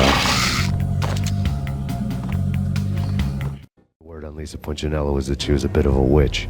The tarot cards on the kitchen table fit the picture. They weren't my kind of cards, but I was willing to take a crack at the hand Mrs. Punchinello had dealt. The first card was the tower. Maybe that was supposed to be the manor. It got easy after that. The devil was the master of the house, and death was me, coming for him.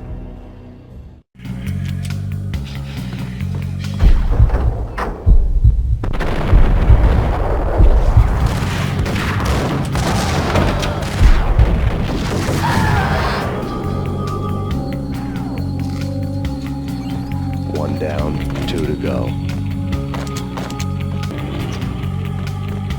What the?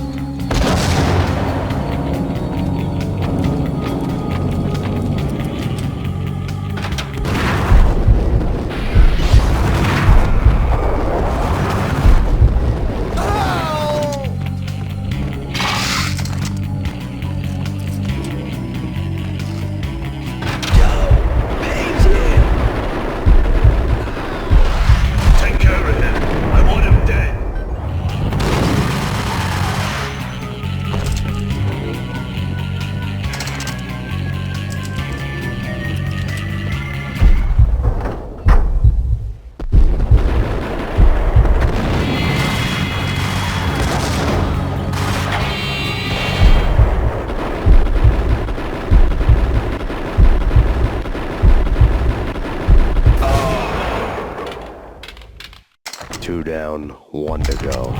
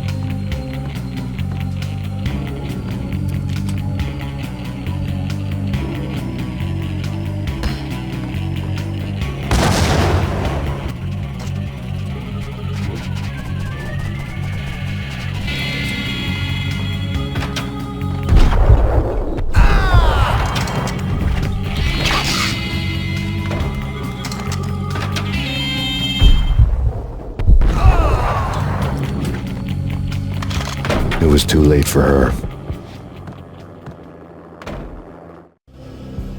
You're a real angel, Max. I couldn't tell whether it was Mona or her sister. The body was a mess. The sick bastard had really gotten a kick out of it. Seeing her lying there got me thinking about another woman's body on another bed. Got me thinking about a fallen cradle.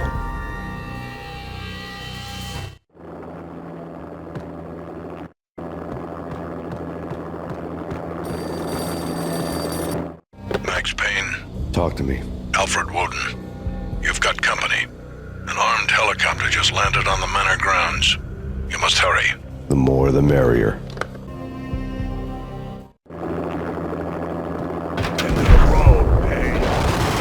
Vince Mignano.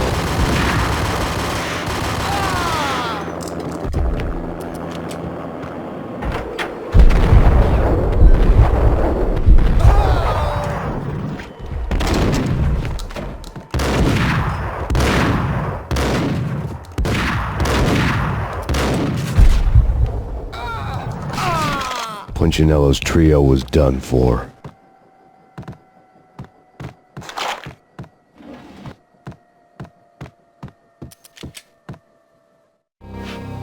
Outside my door. Hurry. He's coming for me. You gotta hurry. Please. I could hear Punchinello on the phone begging for help. He should have been saying his goodbyes. Punchinello was a pushover. The moment I stepped into the room, he folded like a deuce before a royal flush. No, wait. I was just doing what I was told. I couldn't refuse. She's someone high up. Government, maybe. I don't know. He was trying to buy more sand for his hourglass. I wasn't selling any.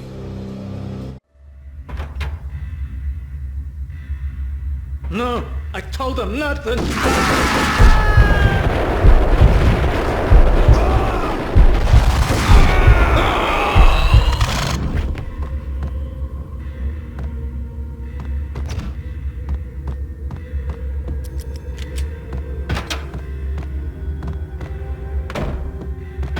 Drop it. Don't move. Game over, Max Payne. I could tell when I was outgunned. It was time to take another beating. The mystery witch was a real barracuda. Trouble on dagger heels, a smoking assault rifle in her hand, and an army of killer suits behind her. How sweet. I get to kill 2 birds with 1 stone. Sooner or later, it was going to catch up with you. Mr. Payne, it's time to show you the benefits of my brew. Be a good boy now. You'd find that Lady Luck was really a hooker. You were fresh out of cash.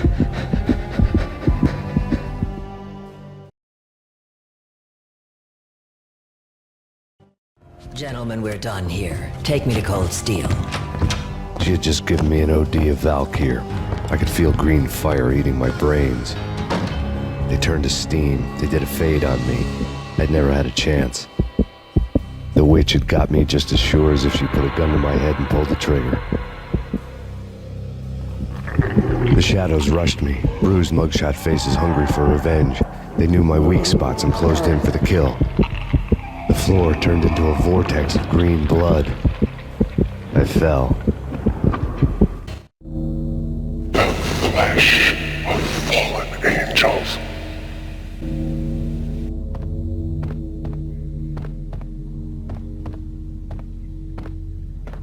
Who's there? Max? Max, is that you? Max? Where are you, Max? Please. No, please, Max, no. I'm sorry. Please don't, Max, no.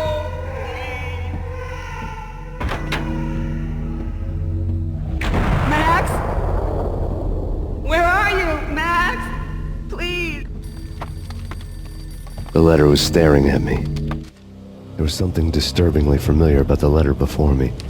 The handwriting was all pretty curves. You're in a graphic novel. The truth split my skull open, a glaring green light washing the lies away. All of my past was just fragmented still shots, words hanging in the air like balloons. I was in a graphic novel. Funny as hell. It was the most horrible thing I could think of. Shiny stuff, and dreams are made of stooped necromancers. He sings like a banana wrist, having strayed too close to the constellations on their shaved skulls. There was a bad line in a prank call. Someone spouting insane babble. I couldn't make sense of it. But I had an overwhelming sense of deja vu, and the caller's voice sounded oddly familiar.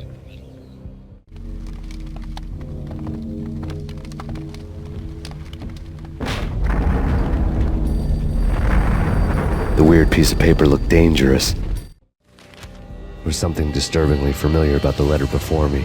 The handwriting was all pretty curves. You're in a computer game, Max. The truth was a burning green crack through my brain, weapon statistics hanging in the air, glimpsed out of the corner of my eye, endless repetition of the act of shooting, time slowing down to show off my moves, the paranoid feel of someone controlling my every step. I was in a computer game. Funny as hell, it was the most horrible thing I could think of.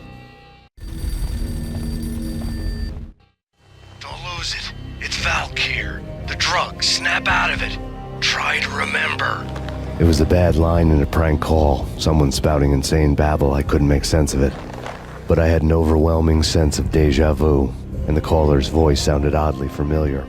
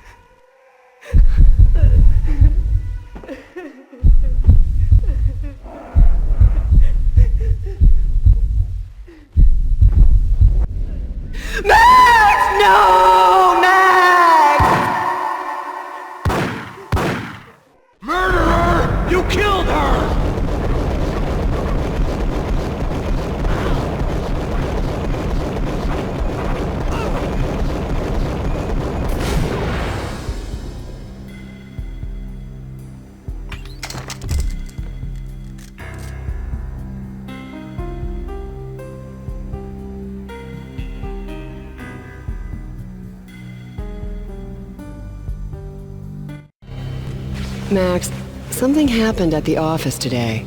A strange memo about Vikings. Honey, I gotta run. You can tell me all about it this evening. Have a nice day, darling. The bullet holes were rubies on her chest, blood glowing on her ivory skin. She was so beautiful. The killer was smiling. The flesh of fallen angels.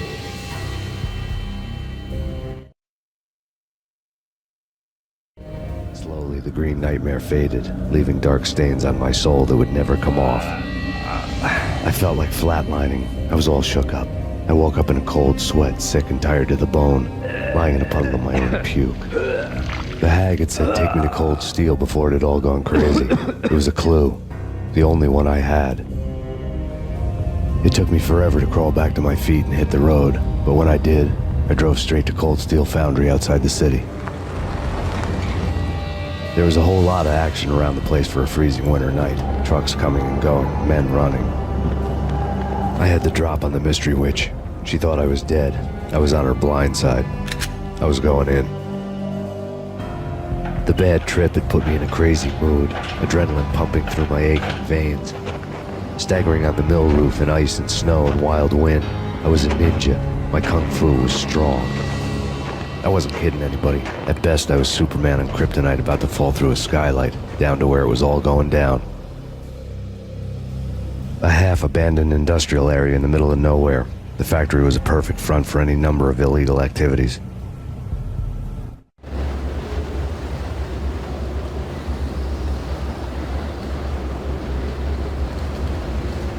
In the belly of the plant, molten metal boiled and bubbled like a witch's brew.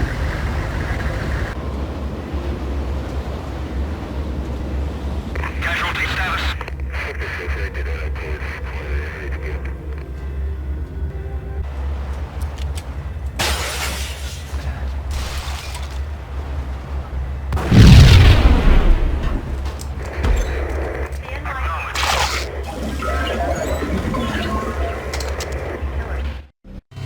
Life-threatening weather conditions. A record-breaking killer storm. In the city's history, vehicles stuck. Heavy snowfall. Forecast shows severe weather is expected to continue. Out in the night, snow fell like confetti over the Devil's Parade. The storm was anything but over.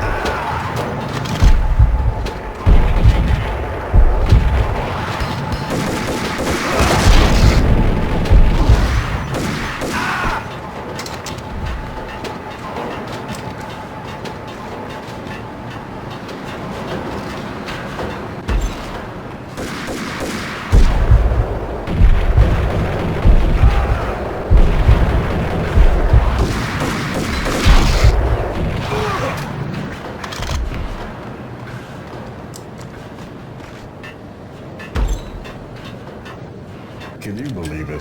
I bet they sleep with their rifles. I bet they've given them names. I guess. So, you don't have a name for your gun? Hello? Hell no. You do? Well, yeah, kind of. Hey, let's hear it. Well, I call it Dick Justice. I rest my case.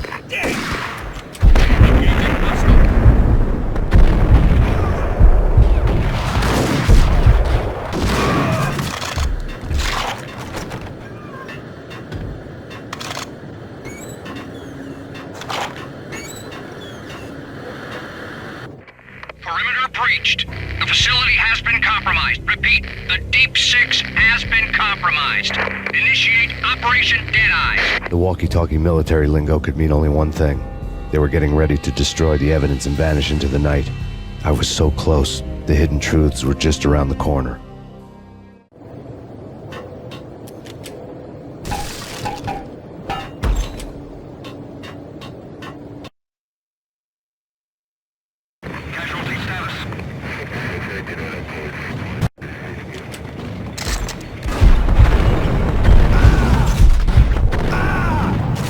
Folder on the table told a grim tale.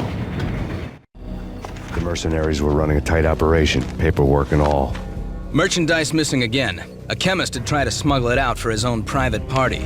Locked him up in cell B7 in D6's old test facility to wait for proper processing. I was close enough to hear the secrets, just beyond the next doorway.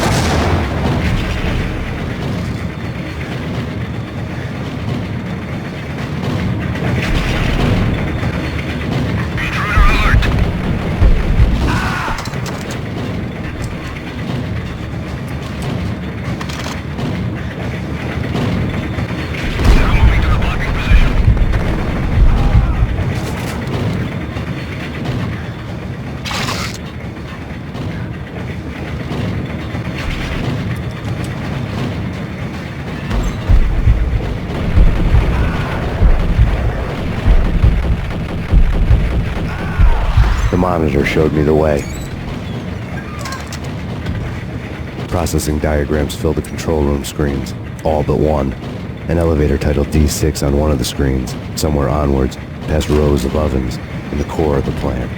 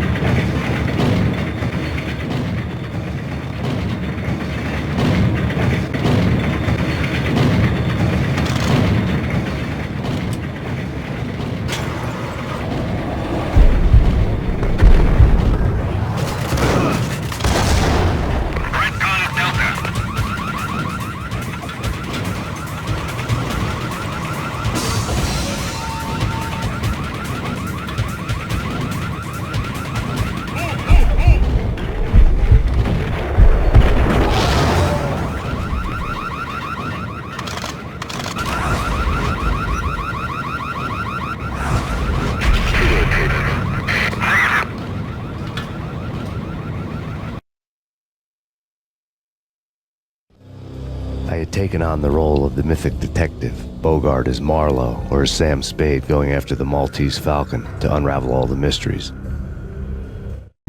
Following a path of clues to that final revelation, even if it would take me down to the cold, cavernous depths of a grave. You can't do this! My men are still inside! Do you have any idea why this is called Operation Dead Eyes?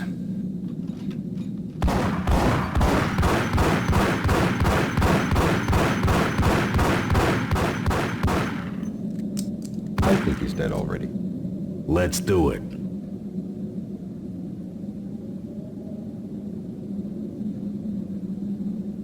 Attention all personnel. The self-destruction sequence has been initiated. Evacuate the complex We've got immediately. company. Repeat. The self-destruction sequence has been initiated. Proceed to the nearest exit immediately.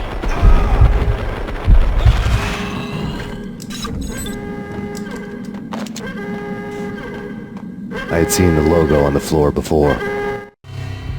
There was an old army bunker under the steel mill. I knew the military plaque on the floor. I had seen 1,000 variations of the insignia on crumbling brick walls everywhere in the city. The sword replaced by a syringe. Project Valhalla, V for Valkyr, V for Valhalla. All of a sudden it read like a crackpot conspiracy theory.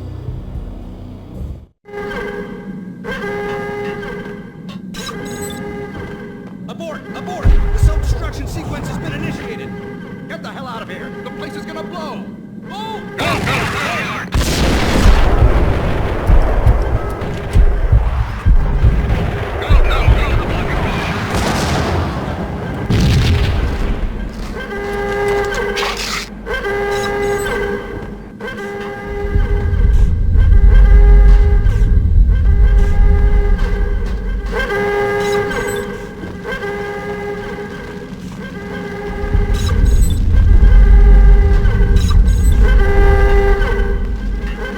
The chemist had been using the workstation when he died. The half-life of the lab rat had ended online, his password blinking on the screen.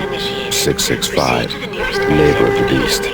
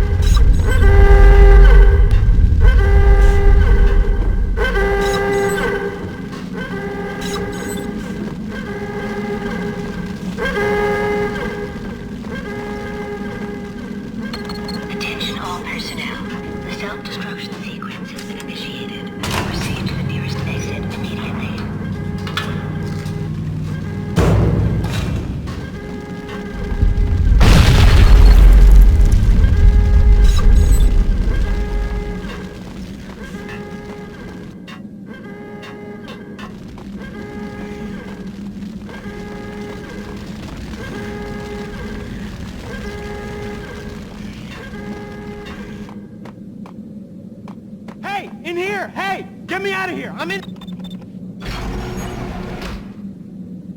Thanks. I thought I was gonna die in there for sure. I need you to get me through the decontamination chamber airlock. You're crazy! No way! The place is blowing up, for Christ's sakes! Either that or back to the cell. Your choice. Okay, do it!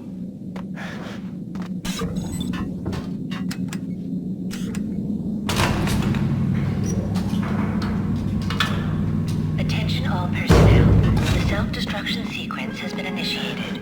Proceed to the nearest exit immediately.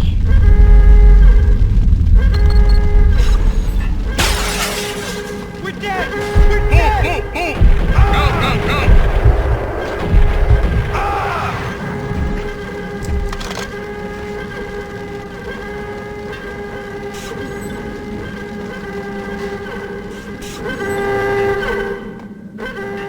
I'll punch you through! Into the balcony. Bad. Decontamination confirmed.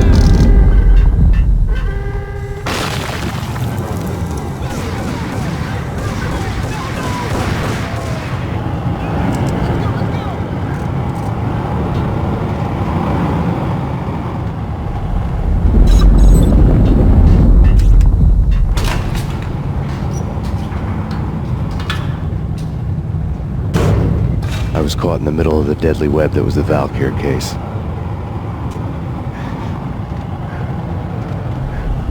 One of the lab terminals had the project logo on the screen. Place in Norse mythology, where the bravest heroes spent their afterlife feasting and fighting forever, their wounds miraculously healed night after night. Valkyr, the maidens who chose the most courageous Viking warriors and carried them to Valhalla. 1991. The research objective is to create a chemical substance to enhance the stamina and morale of infantry troops. 1995. Results unsatisfactory. Project cancelled. Someone had decided to continue the sick experiment unauthorized. Project compromised. Data leak. Fix the damage by any means necessary. Security clearance red. Authorized by the project lead. Field test. Double the dosage for all the remaining test subjects. Observe and record the subject's behavior in an urban setting. The drop-off point was my old address in New Jersey. The file dated 3 years ago.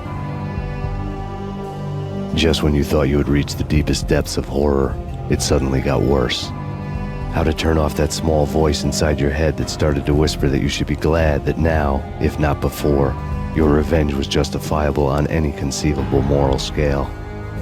That small voice proved, beyond any doubt, that I was damned. The dagger-heeled woman had come and gone a long time ago. There was nothing more for me here. The bunker's name was acting as a self-fulfilling prophecy.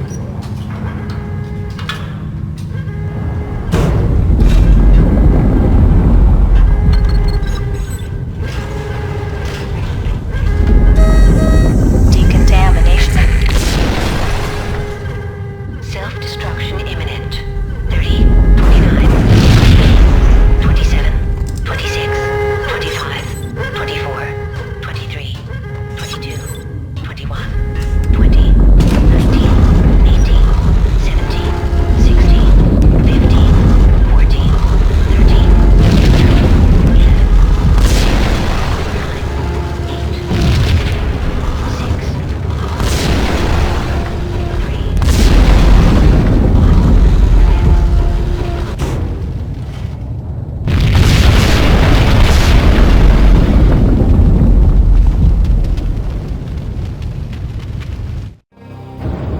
Piece together a jigsaw, and the final picture is you finishing that same puzzle. A mad, green-eyed killer standing behind you. An urban legend come true. The Project Valhalla test subjects had been the mad junkies who had murdered my loved ones. The rest was simple body count math. It all pointed to her.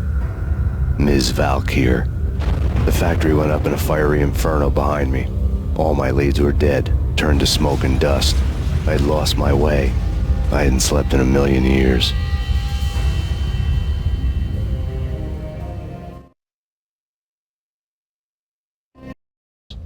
I felt thin as death. I've been living on an endless supply of week-old donuts. They were fuel for this crazy furnace inside my head. I couldn't remember when I had last seen the sun. I was on a permanent graveyard shift. When the darkness fell, New York City became something else, any old Sinatra song notwithstanding. Bad things happened in the night, on the streets of that other city, Noir York City.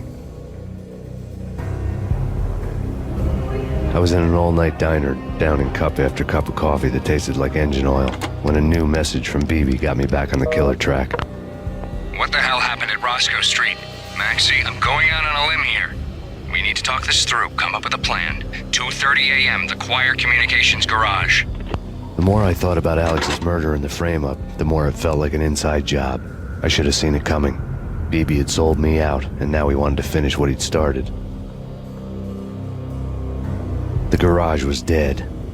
BB showed up in his tailor-made suit, gold watch, and cufflinks to match, all way beyond a cop's pay. Maxie. Oozing suave charm, he was guilty as hell. What the hell does BB stand for anyway? Backstabbing Bastard? Come on, don't be like that. Have a cigar. I don't smoke. Maxie, you have no idea how big this is. It's huge. You have no idea. I think I do. You're a bribe-taking bent cop who sold out his partner. Those mobsters in the subway were a dead giveaway. Hard to miss. Bet it was exactly like this with Alex. Up close and personal. You can't win this one, Max. No, but I can make damn sure none of you do either. BB turned out to be another cardboard cutout bad guy.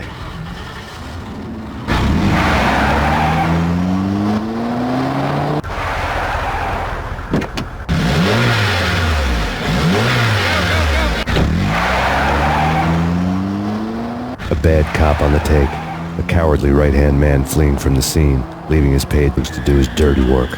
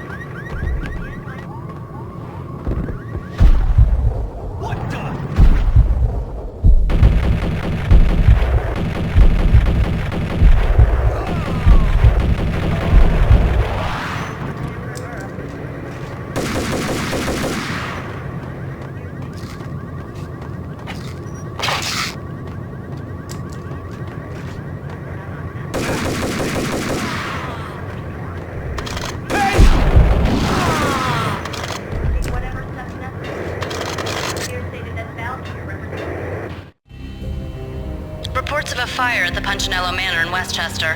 The manor is the home of Angelello, the alleged head of the Punchinello crime family. The police are now saying, contrary to their earlier statements, that Max Payne is still alive and at large.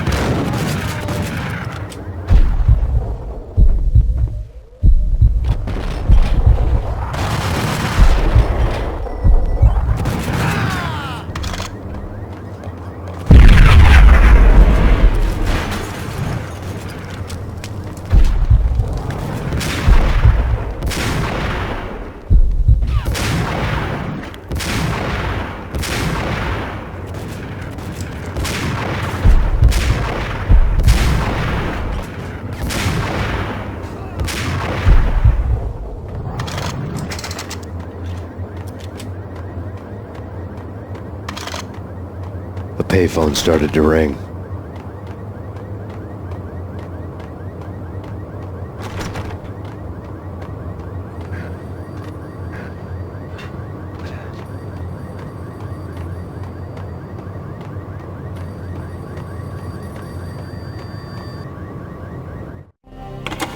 Yeah.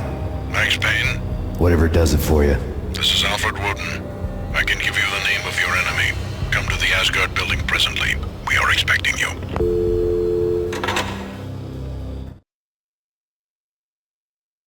Woden was waiting for me on the steps of the old building. Mr. Payne, let's go inside. The others are anxious to begin. The others?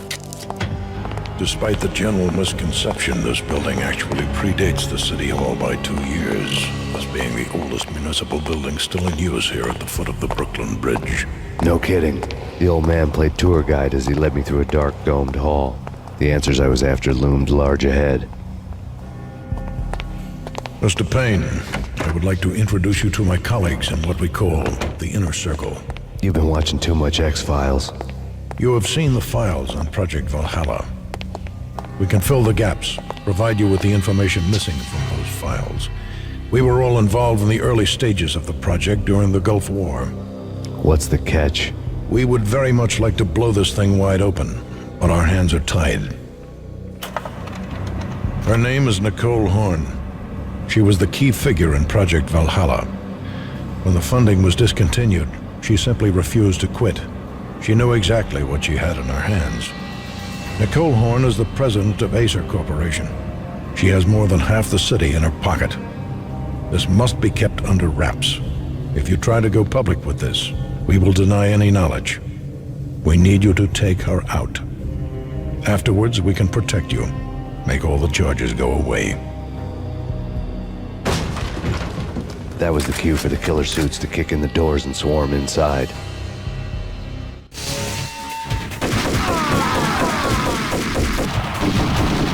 It was an impressive floor show, but I decided to leave early anyway. It was only a one-story fall. Lucky me.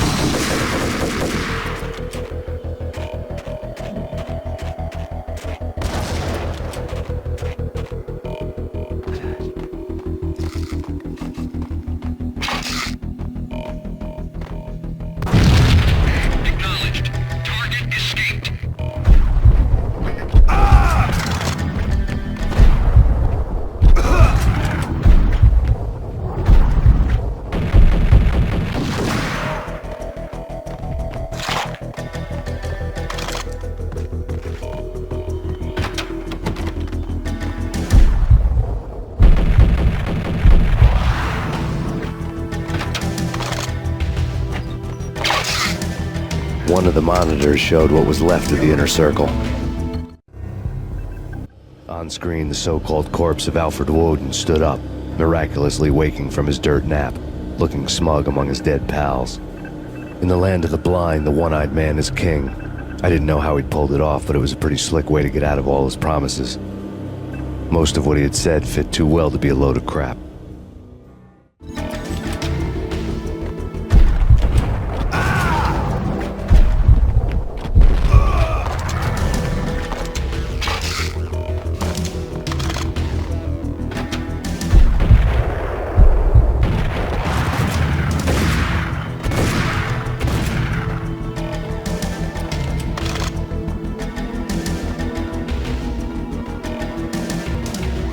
Now moving to the blocking position.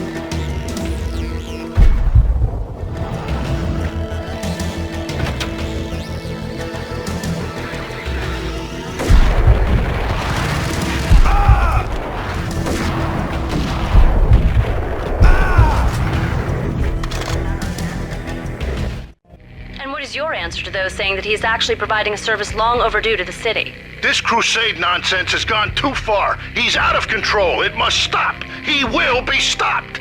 That was Deputy Chief Jim Rivera from the New York City Police Department.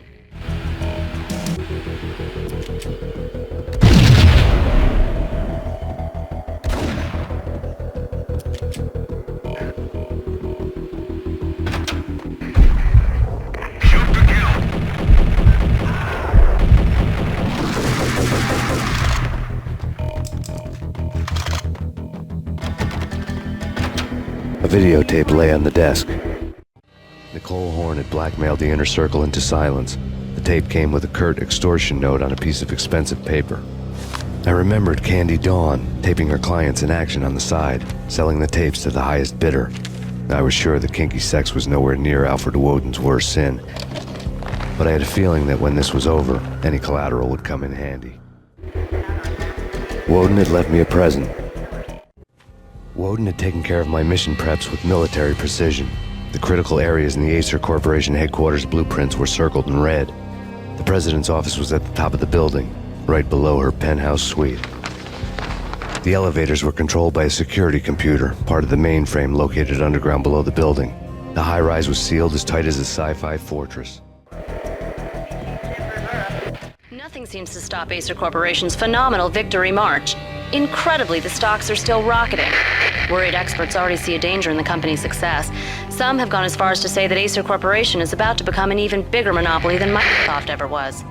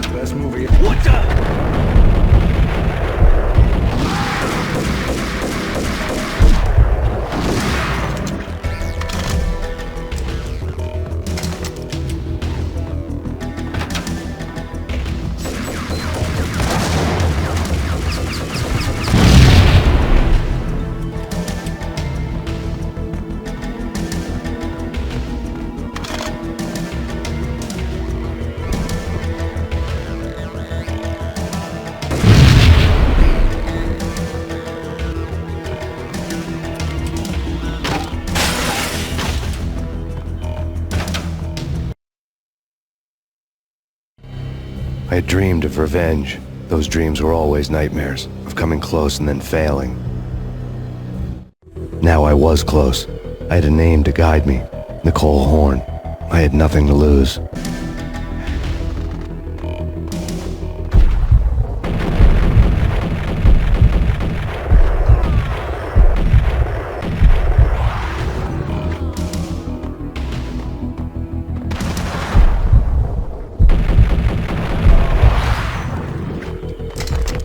The Inner Circle had quite a track record.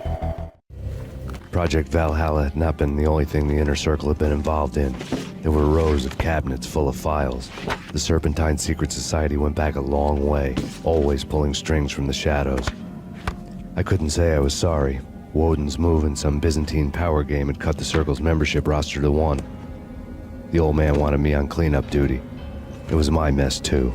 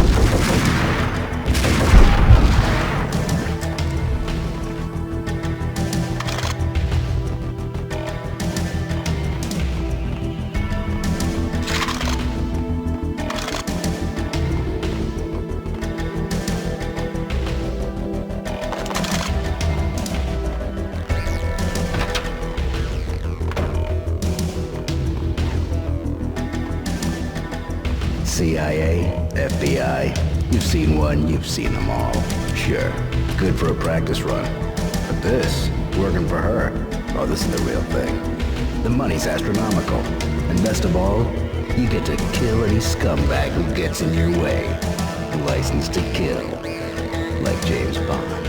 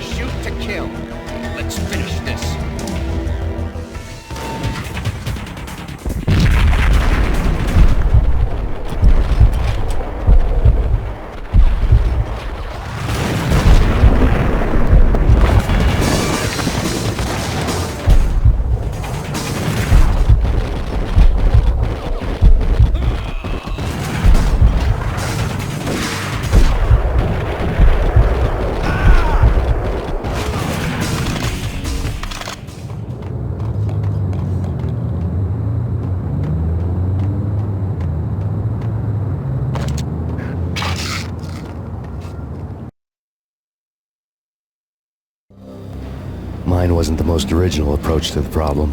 It wasn't as if it hadn't all been done before. An eye for an eye, the first principle of revenge. Old as dirt, still going strong. The cardinal rule in going after someone with an intention to kill was not to make it personal, which it almost always ended up being anyway. It did with me. I took my time, cruising around the city in the snow. There was no hurry. I knew what I had to do now. I took my time, thinking about it, building up the rage. When I was ready, I parked the stolen wheels at the front entrance of the Acer Corporation headquarters. Got out, got in, got cracking. I had a bullet with Nicole Horn's name on it. I had 10,000 bullets with the hag's name on them. She had ultra-high-tech security systems, enough mercenaries and weaponry to start World War III. There was no fear. New York disappeared behind a veil of snow. I had crossed the threshold. This was her domain, sleek and sexy and soulless, all glass and steel. A place of color-coded security keycards, metal detectors, and surveillance systems.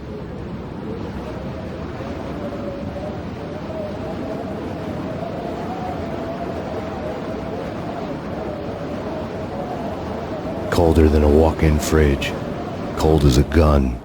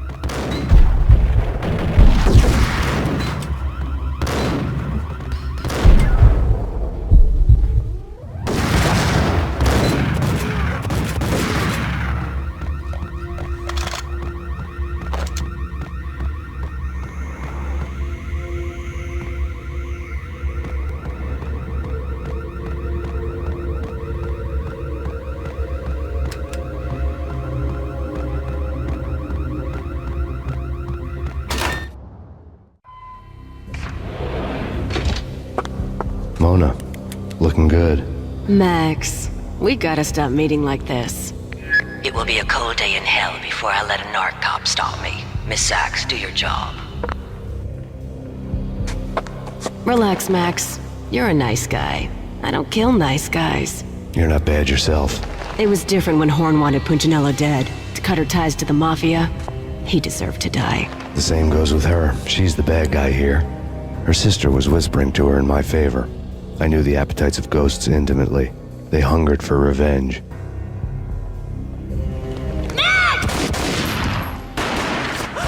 No! A gunshot boomed and she fell down in slow motion. She was a nice girl, not really a stone-cold killer. And now she was stone-cold dead. Like religious fanatics or loyal samurai, Horn's private army was coming after him.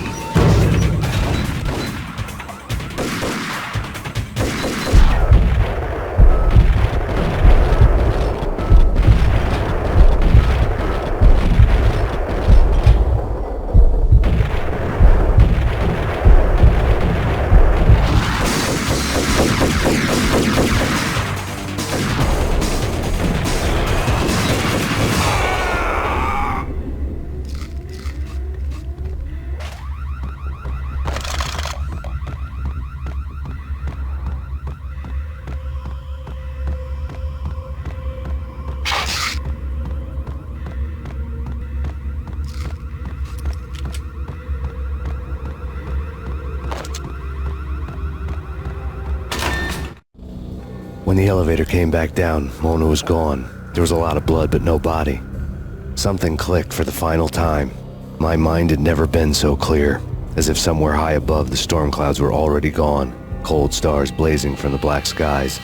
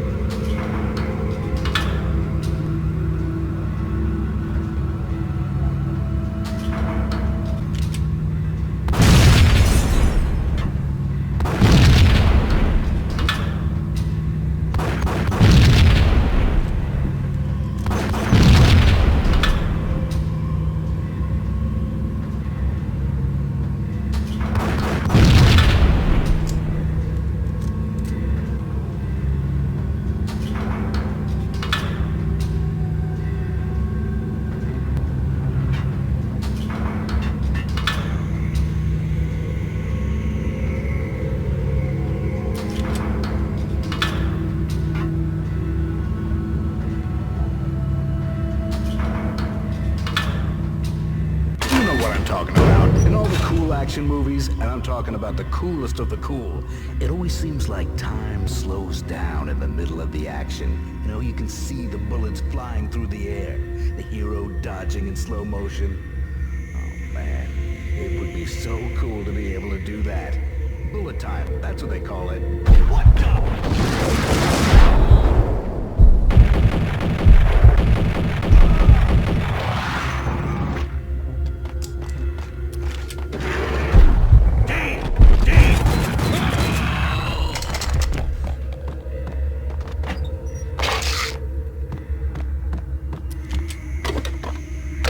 I had elevator access to the mainframe. From there, I'd be able to override the security locks and get to her office.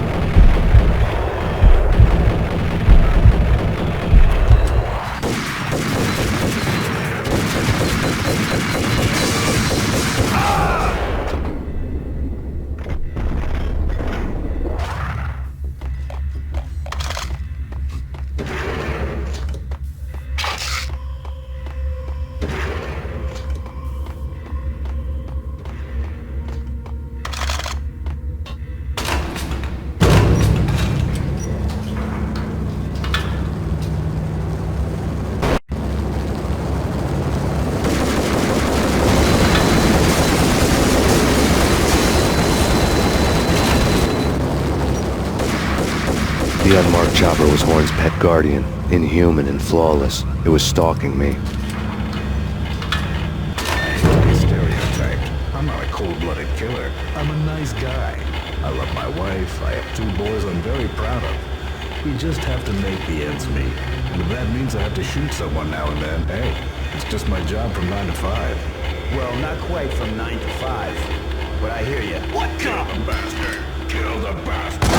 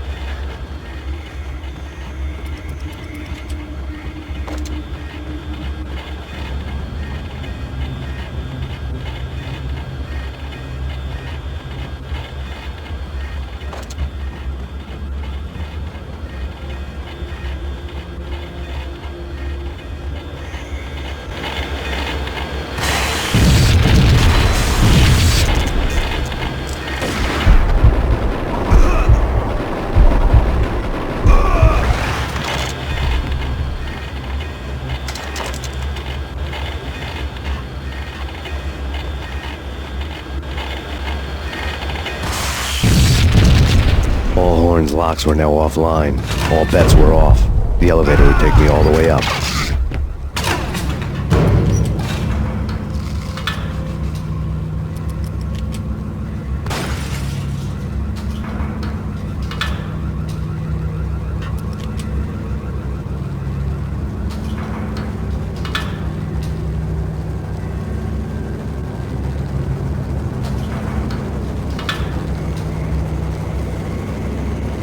Seen from this height, the night seemed to stretch on to eternity.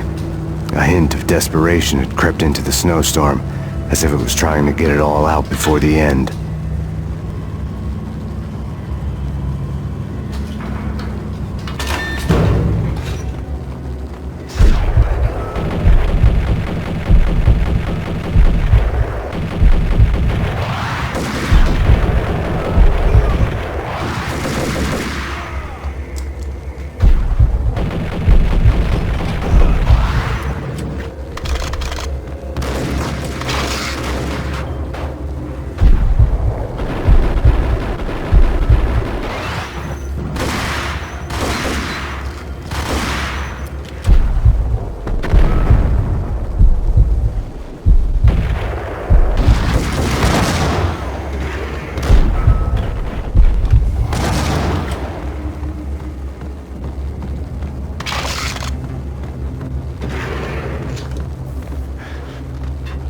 Horn's personal computer was on.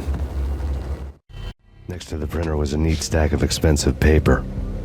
Hacking through Horn's computer would have unearthed files of criminal plans, strategies for world domination, spy helicopter reports, illegal wiretap recordings, internet porno, all of the above. Take your pick. I really didn't care anymore. I had seen too much of it already.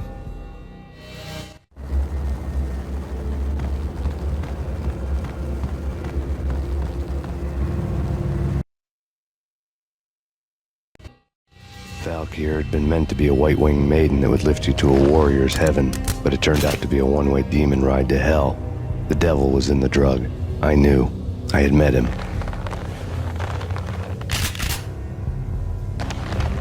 And now I was gonna kill her. The queen of the underworld who had tried to lift herself a bit closer to heaven with her drug money. No begging, no bribes. She knew better. Honor among killers. We who were about to die. Both of us knew how this would end, in pain and suffering. All this because your wife stuck her nose into things that were none of her business. The cops were coming to take me away. The sirens were like a bad conscience I couldn't shake. It's ridiculous you've made it this far. You won't be alive when they get here. Stop him!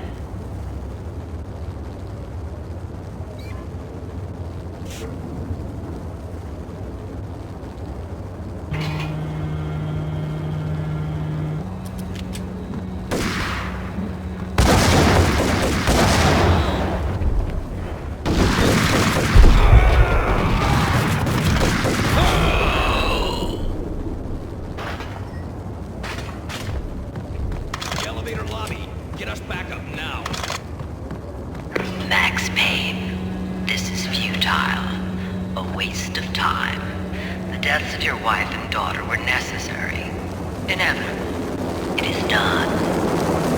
You cannot bring them back. Nothing you do will make it any better.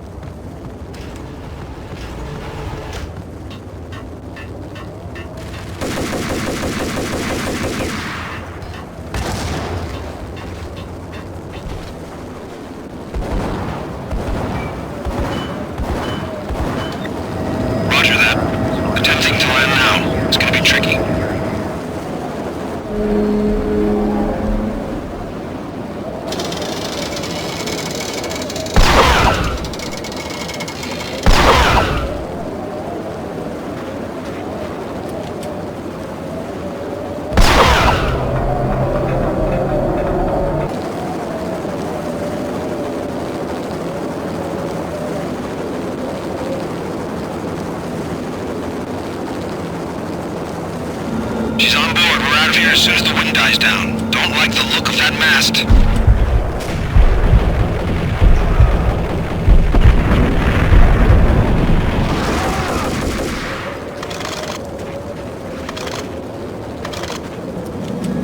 Lift off in 1 minute.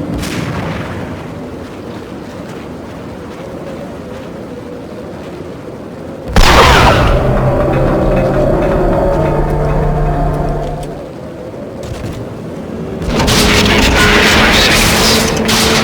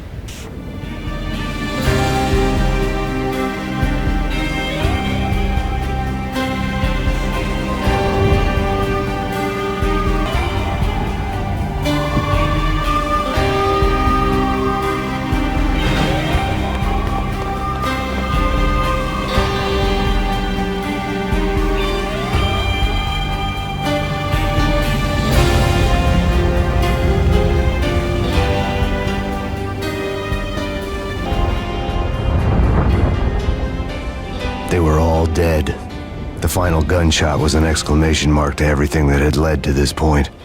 I released my finger from the trigger. And then it was all over. The storm seemed to lose its frenzy. The ragged clouds gave way to the stars above. Max Payne, this is Deputy Chief Jim Bravura from the NYPD. We've got the building surrounded. Throw down your weapons and lie down with your hands behind your head. A bit closer to heaven.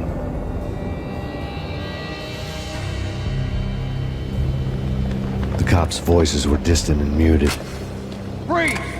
NYPD! Hold it right there! My ghosts released me from their haunting. Down below, New York City glittered like diamonds on black velvet. You gave us one hell of a ride. Take him down to Central Booking. You heard the man. Woden was there in the crowd, standing by the sidelines. It wouldn't be over till the man with the patch would say so. He'd say the right words. I knew he would. He'd better. Woden grinned smugly. It was the grin of a winner.